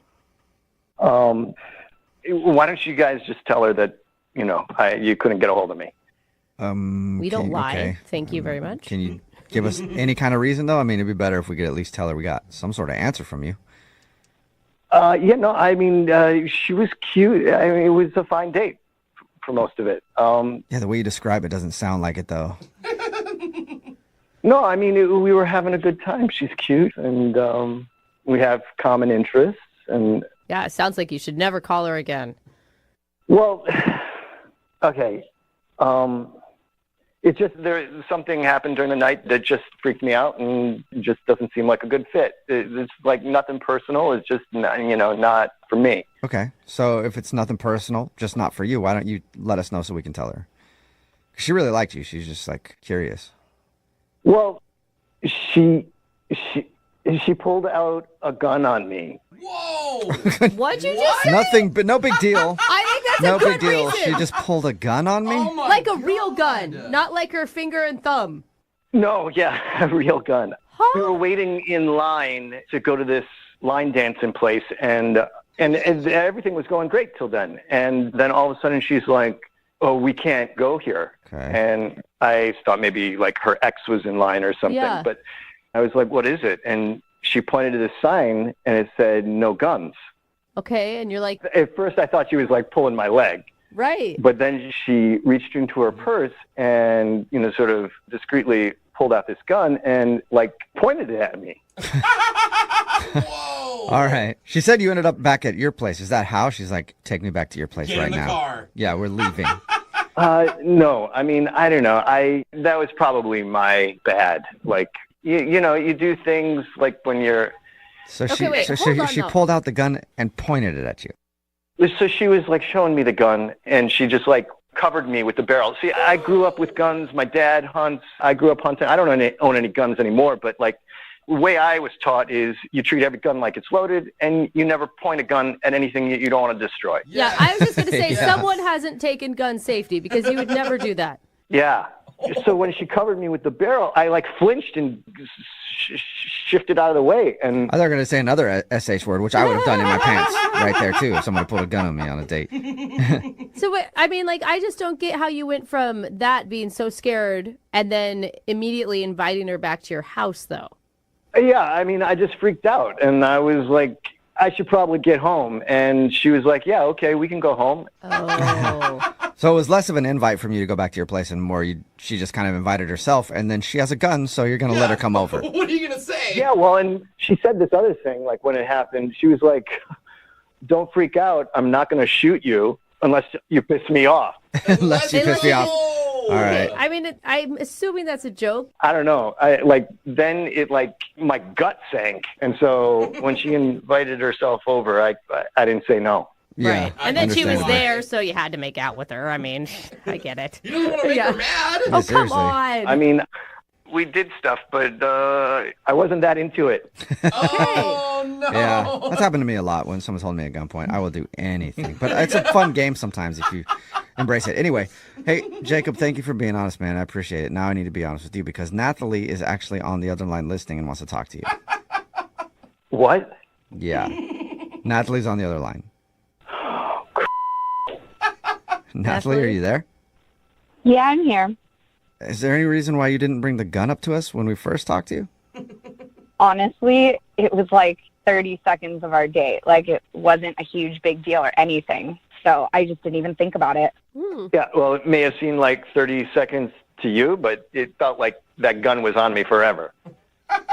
Jacob, I told you it wasn't even loaded. I mean, a girl's got to protect herself, doesn't she? But no. Who are you protecting yourself from? I mean, I'm a single lady out. Like, you never know what could happen. Things happen out on the street, and you just got to be prepared. But it sounds like you don't even handle it correctly. Like, I would recommend maybe mace. Yeah, I mean, I do have mace as well. I have guns, and I have a couple other things that I can make sure that I protect myself with. What size is your purse? You carrying around a sword? Like I said, a girl's got to protect herself. You know, I don't see anything wrong with that. Okay, but maybe like when you're out by yourself, but you're out with people. You're not like right. Yeah. Listen, Jacob, I don't know you. It was our first date. You never know what's going to happen. And at the end of the day, if something were to take place to both of us, then I could protect you. She's right. Okay.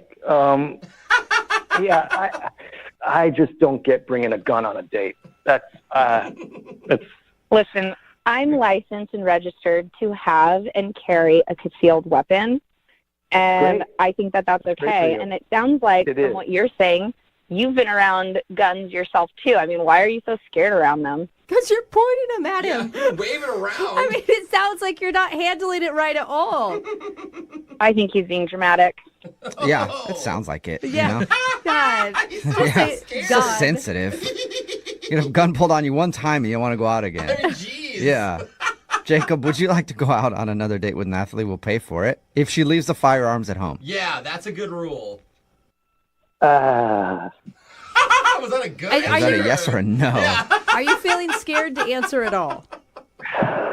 I just don't have a good feeling about if she wants to carry a gun, like that should be her thing, and I don't want to like tell her that she can't bring a gun on a date and then like feel like she's doing that for me or resentful, Well, that's nice. I just think it's not a good fit.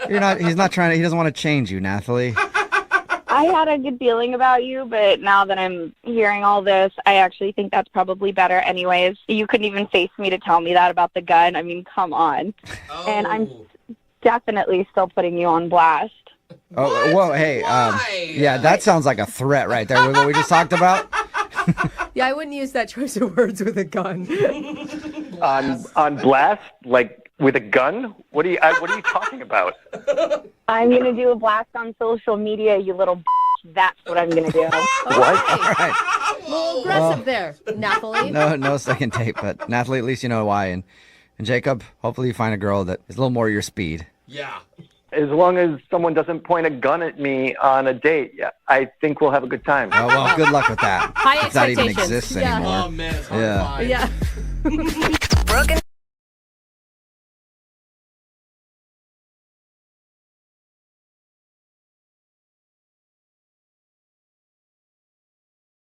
Need LASIK? Trust the experienced team at the LASIK Center at Evergreen Eye Center. No glasses, no contacts, no limits. What will you do? LASIK at evergreen.com. Notice the magic of these good old days. Moving 92.5. Brooke and Jubal's second date update. It's been a long time since we've gotten an email for a second date update like the one we got today. Okay. Why? It's one of those dates that is just ridiculous. Oh, gosh. His name is Trevor. He's on the phone, and he wants to call a girl named Jessie. And Trevor, I read your email. What is wrong with you? What? What do you mean what's wrong with me? What are you doing? What did he do? What did you do, Trevor? Everything. What's wrong? Wait. You did everything. What could you possibly do on a second date now that you've done what you've done, Trevor? Oh. What? I mean, that first date was perfect. That's what I do. Oh, my gosh, Trevor. Man, you got to hear what Trevor's date included. Go ahead, Trevor. I'm excited. I'll just give you the floor and let you tell everybody what you've gotten yourself into. Okay. So I met this girl sort of randomly in the park, and I sort of walked up to her. She was reading a book that I recognized, and I introduced myself, and then I asked her if she wanted to go out. So I gave her this address to meet me, and we met in the countryside, and it was a hot air balloon. Wait, what? Whoa. Okay, Wait, so- did she know? Wait, did she know that that's what you were doing, or was she just randomly showing up at this address? Well, she didn't know. Like, it was a surprise, you know? Oh, what if she's scared of heights? Yeah, and what she's driving out into like the country buyers just to an address to meet you? That's bold. I mean, she knew it was safe. Nothing was going to happen. Oh my God! What was her reaction when she pulled up and saw a hot air balloon? I mean, she sort of gasped and said, "Are we really doing this?" Or... And wait, was it just a hot air balloon for just you two, or were you guys on a group thing like they do? No, it was just us. It was just us. Oh, you read the whole thing. Trevor. Yeah, it was like a whole trip over the countryside, and you could see everything. What are you like taking your date ideas from The Bachelor? Let's see, that's what I'm saying. That gets already too much, but there's more. What else did you do, Trevor? When we landed, I had rented out this castle. Excuse me, what? Where were you guys? London? I was picturing the south of France, personally. There are castles in America. You just, if you have the means to rent a castle, then you go to a castle. You just got an air balloon Man. to them. That's it. Yeah, I guess that's just how you have to do it. What did you rent the castle out for? So here's where it got really good, right? We go into the castle, and I had hired a chef. And so he cooked us this meal. It was a big, like, 5-course meal. It was really romantic, right? There were candles and everything. It was a big long table, and there was music. There was a talking candlestick. Beauty and the Beast. It was really nice. And there was a violin player. What? Oh my God! Dude. It's like a wedding, What do you do for a living, Trevor? My God. Title money. Okay, so anyway, so we ate the No, meal. Trevor, I want to know what you have to tell us. Yeah. You just pause like that. This date is ridiculous. What do you do for a living?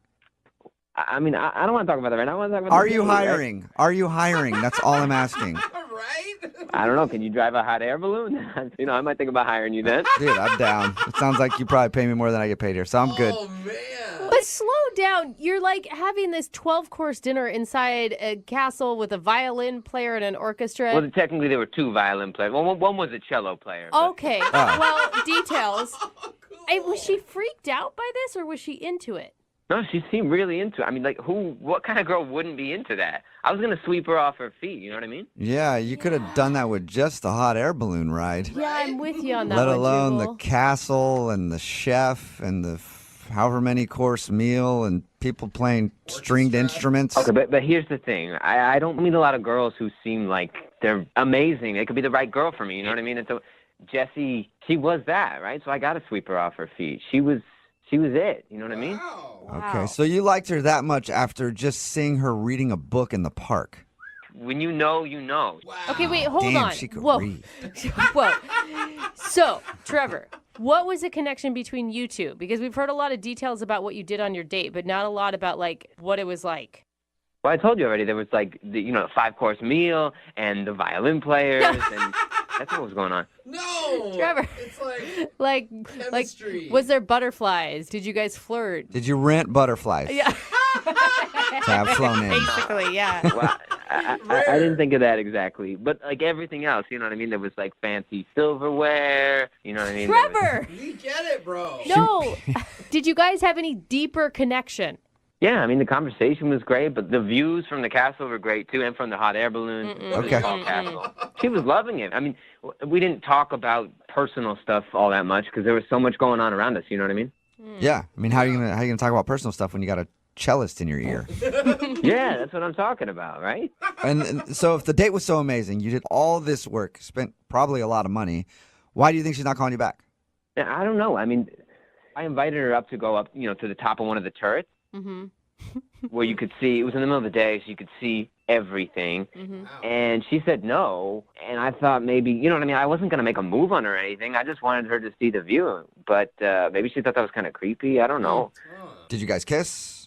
No, we didn't kiss because, I'm a gentleman. Of course. I don't want to take things too fast. Yeah, obviously Right. not. Yeah, no. Yo, that wasn't too fast at all, Trevor. Totally. Yeah, I think we we'll need take to it have nice and slow. We'll Yeah. start with a hot air balloon ride to a private castle with a 5-course meal and a band playing. Oh, Trevor. So no kiss, and have you heard anything from her since your elaborate date? No, I haven't heard a word. And I called her a few times.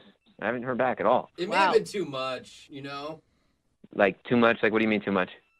Like too much, too soon. You do this huge display. I think Jose's right. I think you may have read what women want a little wrong. Like, yes, women want that. That sounds magical. But what they want more than anything is to get to know a really nice person who makes them feel special just talking. Mm-hmm.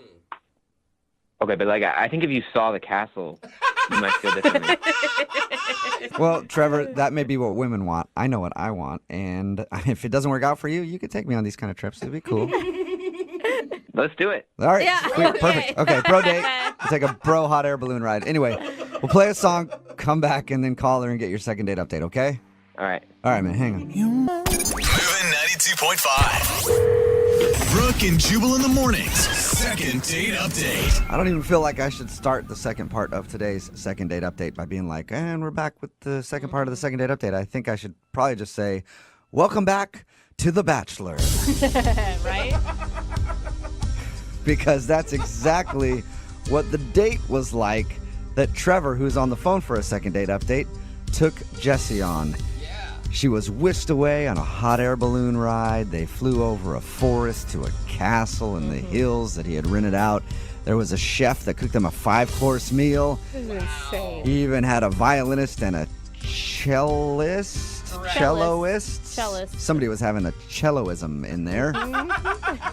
And they had an amazing afternoon, and at the end of the night, she got in her car and drove off and has never talked to him again. So it was a romantic evening. He definitely put a lot of work into it. He's not getting a rose. And he did not get a rose. That's right. So, Trevor, are you ready to give Jessie a call and find out why, even with everything that you did on your first date, she's not calling you back? Yeah, let's do it. I want to know why. I don't think you should be shocked if she says that she didn't get to know you at all, because it sounds like maybe you got lost in the date yourself, sir. Well, I would think I definitely impressed her, you know what I mean? And that's why we hope to get you a second date so that she can get to know you when you're whisked away to beautiful Ibiza on your own private jet. Except you'll pay for it. We don't have that budget. Oh my God! We can't do that. And by your third date, you guys are gonna have to go to like Mars or something at the rate this is going. Oh, I've got it all planned out. Okay. Trevor, well, I'm going to call her right now and see if we can just get you one more date, okay? Yeah, I appreciate that. This girl, she's the one, you know what I mean? Okay. Whoa. Well, we'll find out if she is, in fact, the one in the next episode of The Bachelor. Okay, you can't stop, I can't stop it. No, I got the Bachelor music and I can't put it down. Yeah. Okay, no, I'm going to call her right now. Here we go.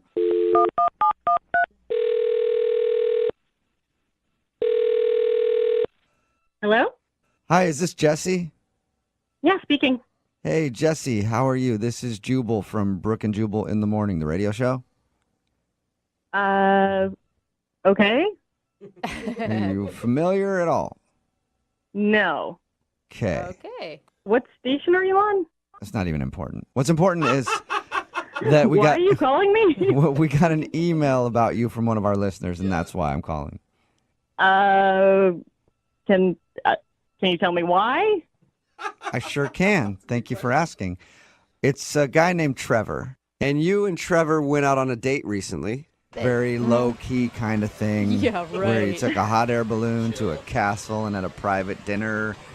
I don't know if you remember that because that's kind of a forgetful thing. Well, maybe you have to specify which one, right? Yeah, which castle? No, I remember Trevor. Yeah. Okay, well, Trevor emailed us and is wondering why you're not calling him back. I mean, I just didn't think it was a good idea for us to go out again. What did you think of that date? I mean, it was crazy. It was a once-in-a-lifetime experience, for sure. Yeah. Good crazy? Was it good crazy? It was okay. Yeah, it wouldn't have. Wow. It wasn't a problem for me. I wouldn't expect a review of a date that involved a hot air balloon ride to a castle and a private 5-course meal okay. Well, it's kind of weird, you know. It's like you said, it doesn't happen every time, so it's unusual. Well, what did you think of Trevor? Same as the date, unusual. Okay. Okay, so date was unusual, he was unusual. Yeah. Wait, that's not necessarily a bad thing. Yeah, but you stood out. Right, he could be unique. Yes, unique. You don't even want to, yeah. He told you about the date? He told us about it. Yeah, we talked to him about it, and he told us, everything he did for you. He said that he had a great time, and he's really surprised why you don't want to see him again. I mean, did he tell you about the suit of armor? The what? The suit of armor. No, he left that detail out. Yeah, while we were eating dinner, he asked me if I wanted to see something cool. So I said yeah, and he left and came back in a full suit of armor. What? Like, flanking around. Dude, that's amazing. Oh my God. Okay, I'm excited about that. Like that, I'm super excited about that. But I have a feeling you weren't as excited as I am. Why? Why would he do that? Yeah. Well, I mean, he said it was one of his dreams, to be a knight. Oh my God. That's amazing. What was your reaction? Well, I thought it was kind of cool, but then he sat down. He tried to sit down back to his meal, but he just looked so uncomfortable. He was actually sitting there. I thought maybe he was like, you want to see something cool? And then he got in the suit of armor, was like prancing around, and then got out of it. He sat down at the table in a suit of armor. Oh my God. I just imagine you sitting next to this guy in a suit of armor. It's like squeaking every time he tries to lift his fork to his mouth. And the mask kept sliding down over his face, so he had to push it up to get the food in his mouth. Oh man, not a very noble night that you got to have dinner with that evening. At least it was some entertainment for the date, Is that what did him in then? The night, dressing up like a knight. I mean, I could get past that. It was funny. It was a silly thing, but we had a conversation about how amazing this date was and how he can afford to do all this stuff. And he told me that he recently inherited a bunch of money. Oh, nice. Oh. Okay, so he's rich. Well, that's what I thought at first. But then he told me that his inheritance was $15,000. What? He sounds like a millionaire. Wait, hold up. Did he just spend his whole inheritance on the first date with you? That's what I'm worried about. So wait, so he's acting like he's balling out of control, but he got a $15,000 inheritance. Yeah. And he basically said that he just wanted to live it up for now and, like, do all this crazy stuff he dreamed about and didn't really care about saving anything for the future. Grandma leaves you 15 grand. You're like, I've always wanted to be a knight. Time to make it happen. Yeah. Why didn't you tell him that? I mean, when he's calling you. I mean, it's none of my business what he does with his money, how he spends his inheritance, but I just don't want to be with someone who would spend it that way, really. So you don't see a guy who's willing to spend his $15,000 inheritance just so he can dress up in a suit of armor as like a long-term commitment type person? No. Not a keeper. Okay, well, I'll let him know then. Actually, you know what? You can let him know because he's on the other line listening and wants to talk to you. What? Yeah. Sir Trevor, dost thou still occupy the phone line? Yeah, I'm still here. Oh, Trevor. I mean, I wanted to pull out all the stops, Jesse. You know what I mean? Like, I don't meet girls like you very often. Oh. I mean, I really, I don't know what to say. I really appreciate that, but it seems like such a waste. No, but it wasn't a waste, Jesse, because every single thing I did at the castle with the hot air balloon, it was all for you. My maiden. What? I really appreciate that so much, but I just felt so bad that you spent all of that on me. It doesn't make any sense. We don't really know each other that well. But I want to get to know you, you know what I mean? And you deserved it. All of it. Whoa. I don't know what to say. You can say we'll go on a second date. Slow down, Tiger. Say that, Jesse, if you want. I know you like me, and it's really sweet, but I can't wrap my head around spending that kind of money on that date. It seems crazy to me. Are you trying to, was it too much? Is that? Oh my God, how are you just now getting that, Trevor? It's all too much. But you loved it. I thought you loved it, and I have the money to pay for it, so it's fine. I mean, you do right now, but you can't just spend your money like it's nothing. It just goes against my own values, and I feel like it says something about you. That I'm romantic? I don't. Yes, I think that's what she was going with. Nice. Maybe a little Trevor. too romantic, Yeah. Trevor, like out of your price range romantic, you know? If we just had a normal date, go out to dinner, I would definitely be on board for a second date. But that whole situation was just so crazy, and I don't know if I can, get over that. What about a normal dinner then? We can go out for a normal dinner for our second date because, I mean, I can't really afford much else right now anyway. So. You spent all the money. All right, well, thanks for setting that up, Trevor. Jesse, would you like to go out with Trevor one more time for another date? We will pay for it. He just doesn't seem that responsible. For the future, I want to be with someone who can handle whatever money they have responsibly. Mm-hmm. And Trevor, I don't think that's you. Okay, but listen, I have something to tell you. That inheritance that I got, right, that was only from one relative. And I have another relative who will probably be passing away within the next year. Whoa. Another 15 grand coming your way. Oh my God. It just keeps getting worse. Are you just sure? waiting for your relative to die?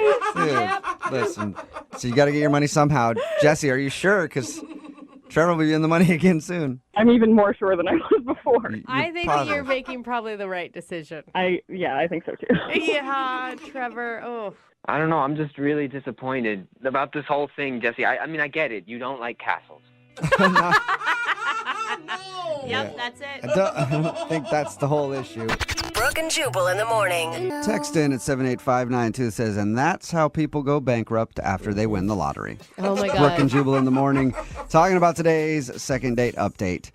If you missed it, Trevor wanted to call Jesse. She wasn't calling him back after their extravagant date that included a hot air balloon ride, dinner at a castle where he even dressed up in a suit of armor. And sat down and ate the entire dinner in the armor. That's pretty cool. I mean, It's that's pretty dedication sweet. to... Yeah. Child in me, I want to do that very badly. But the reason she wasn't calling back was because he spent a ton of money on that date. Yeah. And it was money that he got in inheritance. A big, huge inheritance, according to him. $15,000. Pretty much spent it all on the date. And she just didn't really think he makes the best decisions. Yeah. Which is too bad because, like he brought up, he's got other relatives that are going to die. Yeah. So he's got more dates that he can do for you. What a terrible Money in the bank. Oh, my God. Aging relatives that have some cash. Money in the bank. And I guarantee if any of his relatives find out about what he did, he's written out of every will. Not getting the money. Mm-mm. So she didn't want to go out with him again, and Trevor will have to wait until someone else dies to go on a date, I guess. Remember, if you want to do a second date update, just email the show, and we will call the person who didn't call you back. Move at 92.5.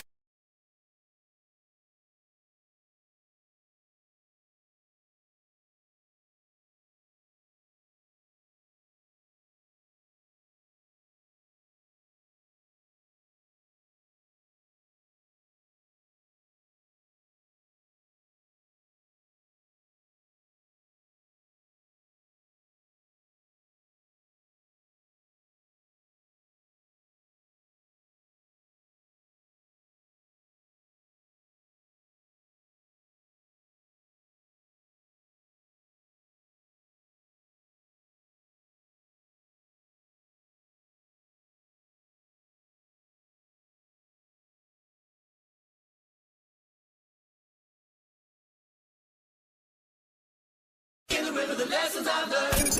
92.5. Brooke and Jubal's second date update.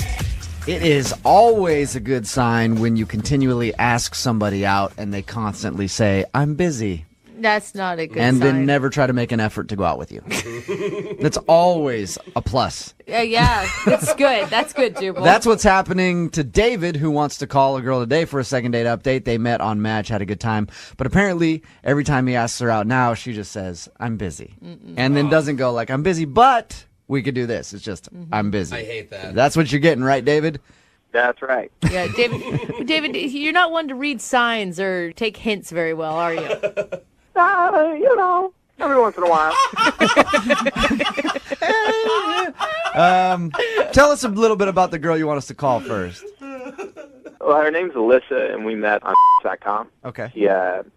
She's really cool. She was funny. She was cute, all that stuff. So we ended up meeting up and going out for drinks for a happy hour, and we had a good time, Was the conversation good? Everything normal? Did anything strange happen on your date? No, not at all. It was actually a really good time. We were just sitting around drinking and then got on the topic of liking to try new things, how we both like to do that, and started ordering each other drinks that we never had before.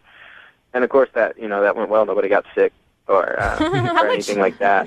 How much alcohol was consumed? Because it was only like 3 drinks apiece. Okay, that's not too bad. I had like our initial drink, and then she got me something like a blue Hawaiian and an Alabama Slammer, and I got her a Midori Sour, and she'd never done an Irish car bomb, so she got a car bomb. Yeah, you guys kept it classy on your date, didn't you? Is that all that you did, was go to happy hour and do the, hey, try this drink thing? Well, you do that pretty quick in an hour. Yeah. You can have dinner, so we got pretty drunk pretty quick. Yeah. And, realized it was probably a good idea to slow down there. Yeah, maybe order some food, too. Right. At the end of your hour of drinking, what did you guys do? Did you go get something to eat, or? Well, you can't always do drinks and dinner on a first date. I'm just maybe a good idea to combine the both. Yeah, I'm thinking you needed something to sop up the alcohol. Yeah. That second date idea, I can't do that on first. Oh. I don't have a lot of ideas. So first date drink, second date dinner and drinks. Well, it's not like you were slamming down bottles and bottles. You each had 3 or 4 drinks each. You weren't completely hammered, Jubal, right? Not everyone's a raging alcoholic like you. 3 or 4 drinks, you'd probably still be okay. In an hour? Yeah. I felt good. Okay. David, can I ask, when you made plans with her the first time, was it hard? Was she always, quote, quote, busy, or did she have a lot of free time? No, she was really open for it. And did she give you any indication on her date that she has a really busy schedule or a crazy job or anything like that? Not really. It seems like she's. I'm going to be honest.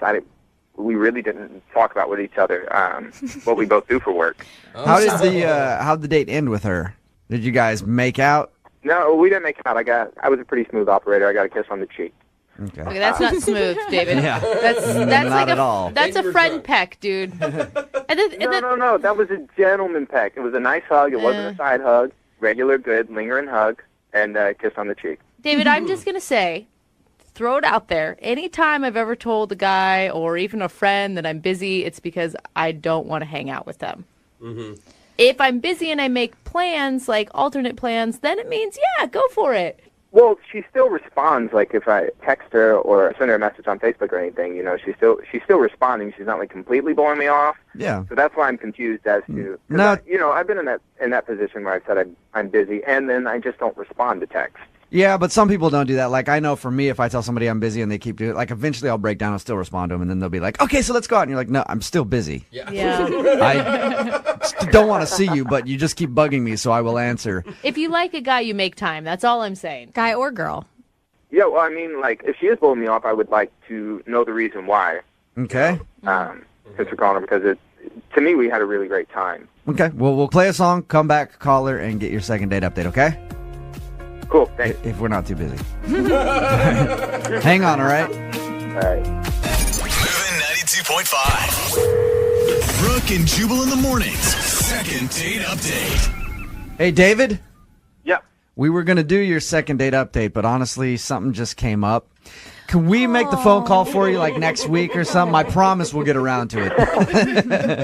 If you're just tuning into the second date update, I'm telling David that because the girl that he wants us to get a hold of keeps giving him the I'm busy treatment. Not I'm busy, we could maybe try next Thursday when I'm not busy. Yeah. Just I'm busy, which usually means I don't want to see you. Yeah. So we're about to call her and find out why. They met on Match, went out for happy hour, had some drinks, maybe too many drinks, I don't know. And he said everything went well, so he doesn't understand why she would say that she's busy and doesn't want to see him again. But she is responding to like all of his texts and everything. Yeah, to be nice, maybe. Maybe, yeah.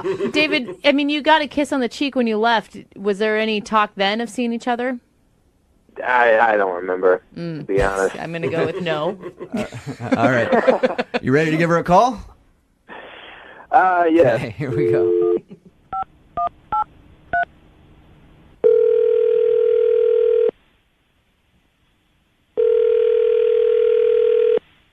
Hello? Hi, can I speak to Alyssa, please? Yeah, this is Alyssa. Hey, how are you? This is Jubal from Brooke and Jubal in the Morning. I'm moving 92.5. Really? Yeah. What's going on? This is really weird. Do you listen to our show? I catch it once in a while. In the morning, I kind of have to focus on like hard news stuff just so I'm ready for work. But I like to think of us as hard news. We report on the hard-hitting no, things. I mean like all like solid news, like nothing but news. I would so much rather have a good some good music in the morning, but it doesn't really work for. Oh, well, yeah, you want good music. You're not coming to the right place by listening to us. I'll tell you that much. We do have music. I mean, whatever. All right, Alyssa, listen, I'm calling you because you recently went out with someone else who listens to our show, and they wanted us to get a hold of you. So this is like a social call? Yeah. I like that name It for is. it. It's a social call. Brooke and Jubal's social call. Or a second date update, as we like to call it. It's where if you go out with someone and you end up blowing them off, they email us to call and ask why. David, who's a friend of the show, feels like you've been giving him the runaround just telling him that you're busy. Are you really busy, or do you actually want to see David again? Yeah, that's a really interesting question. It's not that interesting. You're just trying to be nice. Yeah. You don't want to see David again, do you? No, I mean, I guess he told you. What did he tell you? He said you guys went out for a happy hour, started talking about things you haven't tried before, and then were suggesting drinks to each other and had a few drinks, and he said he got a kiss on the cheek from you. That's a big deal, Wait, right? He said we had a few drinks. We had a lot of drinks. Okay. He said you had. There was like a lot of drinking. It was like I was feeling really buzzed. Okay. All right. So you were pretty drunk on the date. Yeah, I mean, I'm guessing that he was too. I don't know. Did he do something weird then, or did he, try to make a move on you, or? No, I mean, it was fun. We were like talking and laughing and trying these drinks, and then we were just talking about stuff from the past, and I mean, it was kind of awkward because he said that a long time ago he got in trouble with the law in another state, which is like kind of a strange thing to say. Did he tell you what he did? No, he like there must have been a weird look on my face because I think he like kind of caught himself and he just like tried to like play it off like it was no big deal, like he just he said something like, "Oh, I was kind of wild when I was younger." Oh, okay. Like that really stuck with me what he said, and I just. But you don't even know what he did though, because he never told you what he did. Mm-hmm. That's exactly, and that's why I didn't know what to make of it. So I was talking to my friends about it, and they're worried about safety and stuff. So they're like, "Look, you should really do a background check just to be safe. Like anyone can go online and like put up a profile. You don't know who this guy is." So did you do a background check? Yeah. You actually paid to have a background check done on him. Yeah, I mean, it's not That's okay. that expensive. I was really surprised by what I found out, and that's why I haven't said yes to a second date. What did you find out? Well, he was basically like a serial arsonist. What? He was lighting things on fire? A serial arsonist? Whoa! Like how bad? What? Well, I don't know all the details. Like you don't get every single everything. But when the information came back, it just was like he set things on fire like more than once.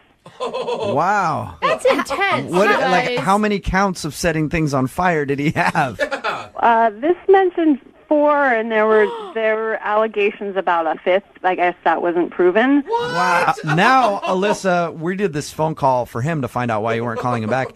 Now I'm scared if things don't go well, he's going to burn my house down or something. Seriously? I'm worried for her. Yeah, I'm sorry for that. Alyssa, I know you probably never want to talk to David again. Yeah. But I should tell you that he's actually been on the other line this whole time listening to everything you said. Hey. Okay, this is really awkward. I don't even know what to say now. First of all, that is really weird that you would do a background check on me. I can't believe that people actually do that. Don't deflect. Second, like, how can you have a complaint that I did a background check? There was something to find. That seems to be more the issue. Yeah. You could have asked me in the first place. I did ask you after you mentioned that you got in trouble with the law and you blew off the question. You kind of just shut down and obviously didn't want to answer it. So I did try that. I don't really care about you talking to each other right now. All I want to know is, David, are you really a serial arsonist? Serial arsonist is a really strong way to label it. I set a couple old cars on fire in like a shed in the woods. Why? Why would you do that? We were just kids goofing off. It's not like someone lived in the shed. It's not like it was like a car in someone's driveway. There was just some old stuff out in the field, and we set it on fire. I don't know that I feel better about that, David. Sadly, I can see where David's coming from. Really? Sometimes you just want to light things on fire. At least it wasn't like houses or anything like that. Animals. Yeah. Yeah. It's not like I did it because I was crazy. We did it because we were bored, and it happened to belong to somebody, which we didn't know. And then, I got in trouble with the cops. Buildings usually do belong to someone, And David. cars. How much time did you serve? I just finished high school. I was like 18. I was supposed to serve 2 years, but I was out in like 6 months. Nice. Not nice. None of this is nice. She does not. That's all you get for burning down a couple cars? So you served 2 years in jail for arson. I was supposed to serve 2 years. I was done in 6 months. You were done in 6 months. So, Alyssa, he's not that hardened of a criminal. He was right. only in jail for 6 months. Silver lining, good behavior. Does that make it any better, Alyssa? I'm really, really uncomfortable. I don't blame you at all. Yeah. Look, Alyssa, I was just hanging out with some bad people and made a stupid mistake. And I learned from it, and I moved away from there. I'm in a new state. I started a new life. I haven't had any other problems with the cops, not even a speeding ticket. I think people can change here. How old are you, David? 28. And no problems in the last 10 years. Come on, you Yeah, guys. it was 10 years ago, Alyssa. Everybody makes dumb mistakes when they're young. 4 times? It doesn't matter how long ago it was. I don't want to date someone who was in jail. I think that's an that's- okay standard to have. I don't think so. I think really you do. you got to try a felon at least one time in your life. That's what I always say. That's what my grandma told me, and I listened. But So, Alyssa, we can't convince you to go out on a second date with David. We will pay for it. I'm not the right girl. David, I'm sorry you did not get your second date. But at least you know why Alyssa's been telling you that she's busy. Yeah, that's a plus. Yeah, she doesn't want her property burned down. Brooke and Jubal in the morning. I had a dream so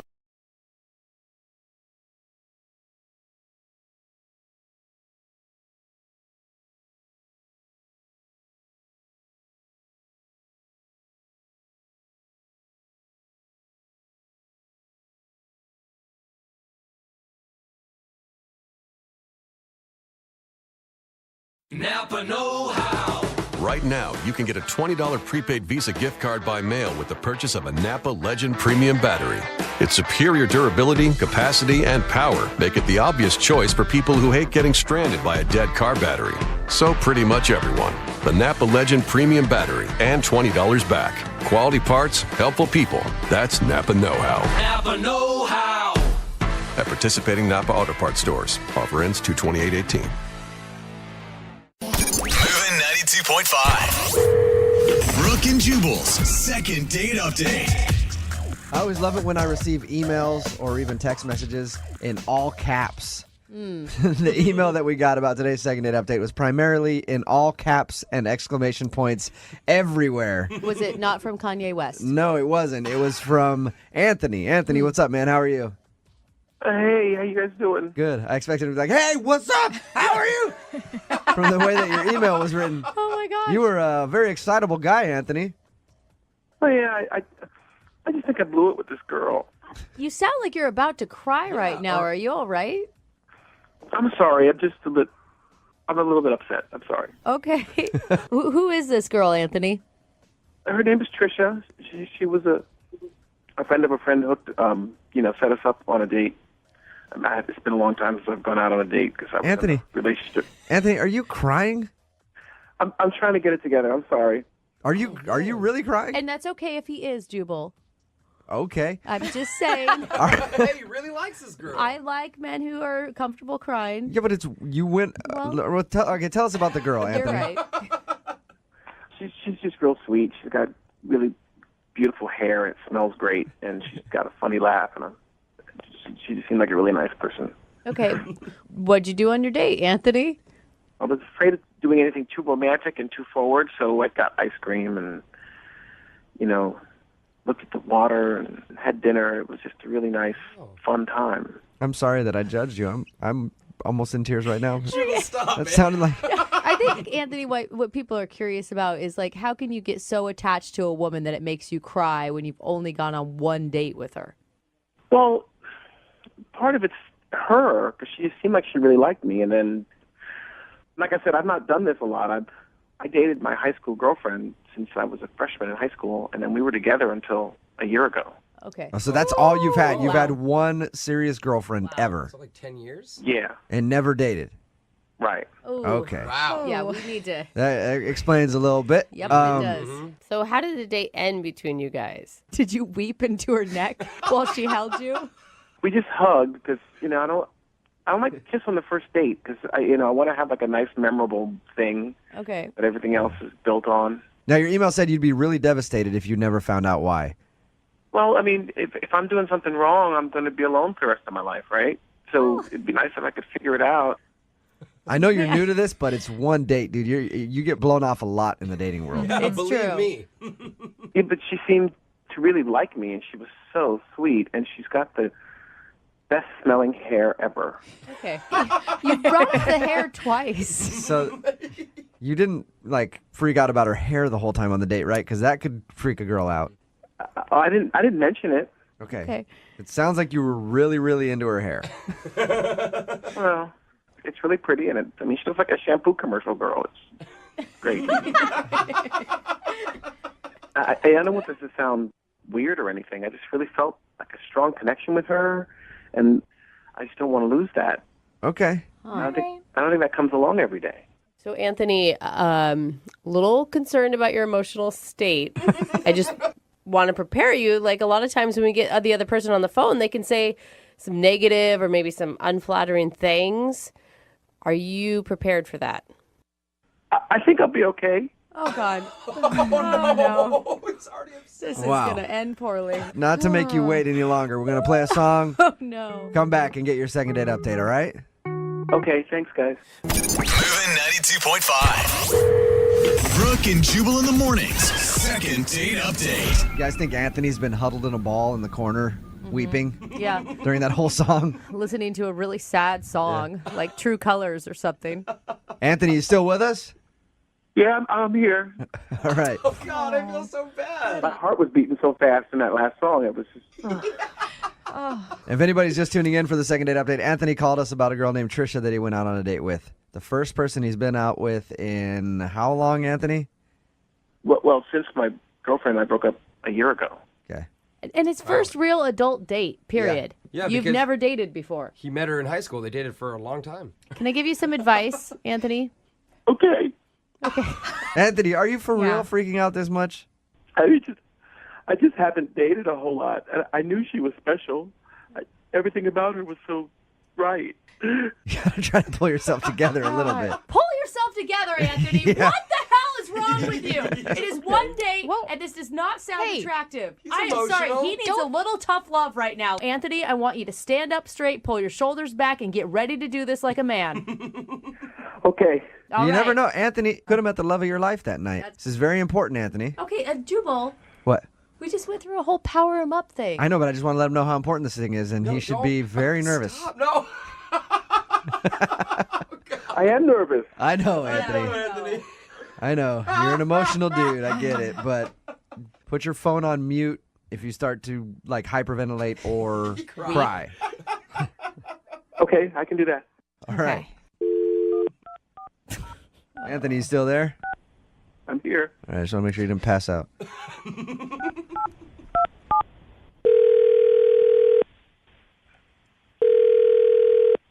Hello? Hi, I was looking for Trisha. This is she. Hey, Trisha, how are you? This is Jubal from Brooke and Jubal in the Morning. I'm moving 92.5. Hi. How's it going? Good. You recently went out with a friend of mine. I did? Yeah. His name is Anthony. You remember going out with a guy named Anthony? I do. How is he? Wait. Okay, you're on the radio and he's your friend. I'm on the radio, so I have lots of friends. Oh, God. Yeah, and Anthony happens to be one of them. Okay. And he said that he really enjoyed the date with you and thought that you guys were going to go out again, but you haven't called him back or responded to any of his messages or voicemails or any of that. So I wanted to call you and ask if he did something wrong on the date. That's just weird that he's having you call for him, but he did have a really great time on the date. That's true. He did? Did you not have a good time then? I mean, I had a good time, but I think that Anthony had a really good time. Like, Was he just too eager on the date? well, it wasn't really on the date. It was afterwards. What do you mean? He tweeted like 5 times about our date within like 2 hours. Oh. So What? He went back after your date and just started tweeting about it? Yeah, he was like, he tweeted "Lonely No More," "Most amazing date of my life." Oh, my God. Points. Oh, that's awesome. That is horrible. What were you? Well, wait, it gets better. It was like, is this what love really feels like? With exclamation points and question marks. Are you scared at this point, Trisha? I mean, yeah, especially, okay, how about this one? At last, my love has come. And he did, in parentheses, put Etta James. No! Oh, no. Really? He's quoting Etta James on his Twitter feed. No. Trisha? Yeah. I should also let you know that Anthony is currently on the other line right now listening to this conversation. Are you serious? Hi. Oh, God. I'm sorry if it creeped you out a little bit. I mean, I was just trying to make a really nice evening for you, and This is so awkward. It's amazing. Oh, my God. I thought we were having fun. Okay, well, the date was very nice. You took me on a very nice date, and it was fun. But Seriously, Anthony, you tweeted, "Oh my God, freaking out. I think I hear church bells." Oh, isn't that a romantic thing to say? I mean, isn't that what every Yeah, we isn't that were what every together girl for like dreams about? 3 Finding years. the right guy and getting together and living happily ever after. Are you crying? No. Oh my God, this is a joke, right? There's no way you're crying right now. No. I think he has allergies. I think that's what it is, Trisha. Trisha, Anthony's an emotional guy. Anthony needs therapy. Amen. I am sorry. Trisha, Anthony, let me help you out a little bit. Trisha, if you didn't know, Anthony just got out of a long relationship with his high school sweetheart. You're the first girl he's been on a date with since high school. Dude, be single for a while. Seriously, there's so many great things about being single. Like, go experience life a little bit before you tie by yourself myself? into a relationship. Yes, Anthony, it's okay to be single and experience things by yourself. It's actually a very fun time. You can do it. Okay. Anthony, you need to really, dating is hard and it's going to hurt. But you need to find some confidence, dude. What do you like about yourself? I think I'm charming and I'm good looking. I mean, I don't know. Yeah, Trish thought you were good looking, didn't you? Yes, he's very attractive. See, she thinks you're good looking. Okay. Now, Trish, if you could give one piece of advice to Anthony, what would it be? Yeah, stop crying. Yeah. Hey, yeah. Yeah, I mean, like the date was really sweet, and I think that maybe if he just, the charming part of it all was very nice, but the clinginess and the just all of a sudden feeling like you were owned by, I mean, I don't know, he needs to baby step it. Baby step. Okay. That's good advice. Anthony, you'd like to go out with Trisha again, right? Yeah, I would very much. Oh, look at that. Do you think you can hold it together and not be too clingy? Yes. I'll work on that. I'll be good at that. At this point, I would like to ask you if you'd like to go on a second date with Anthony. Hey. Trisha, do you want to give him another shot? We will send you guys out. We'll pay for it if you go out with Anthony one more time. I think I'd rather set him up with one of my friends. A friend that you dislike or what? If I go out with him again and this happens, then it is going to cost me something because now I'm going to be the mean girl, and I don't want to be the mean girl. Yeah. And I just feel like he needs a little bit more time to be single. Okay. All right, that's fine. Sorry, Anthony, but you got your answer, and now you know. Okay. Maybe take some time to yourself, especially if you haven't dated in a while. The first girl that you go out with, you'll fall for her because you'll think that she's awesome because she's something different than what you've been used to. Mm-hmm. But you need to kind of check your emotions a little bit. You mean I should not share all of myself right away? No, definitely don't. Wait till the third date for the crying. Dude. I was going to say the third year. Okay, guys, thanks for trying. Do like everybody else and save the tears for the bedroom. Brooke and Jubal in the morning. Seriously, Anthony, you tweeted, "Oh my God, freaking out. I think I hear church bells." Oh, isn't that a romantic thing to say? I mean, isn't that what every girl dreams about? 3 years. Finding the right guy and getting together and living happily ever after. Are you crying? No. Text in at 78592 says, poor guy, he sounds like a sweetheart, but definitely not ready for dating. Yeah. Yet. A little unstable. That was a clip from today's second date update. If you missed it, Anthony and Trisha went on a date. She wasn't calling him back. Why? Because when she got done with the date, she went home and saw that he was tweeting a bunch of things about how amazing it was and how basically what happened right there. And then he started to kind of cry and was very emotional. So the guy hasn't dated anyone since high school, man. Yeah. And I just have this feeling that his ex isn't sitting around crying. I bet she's maybe celebrating.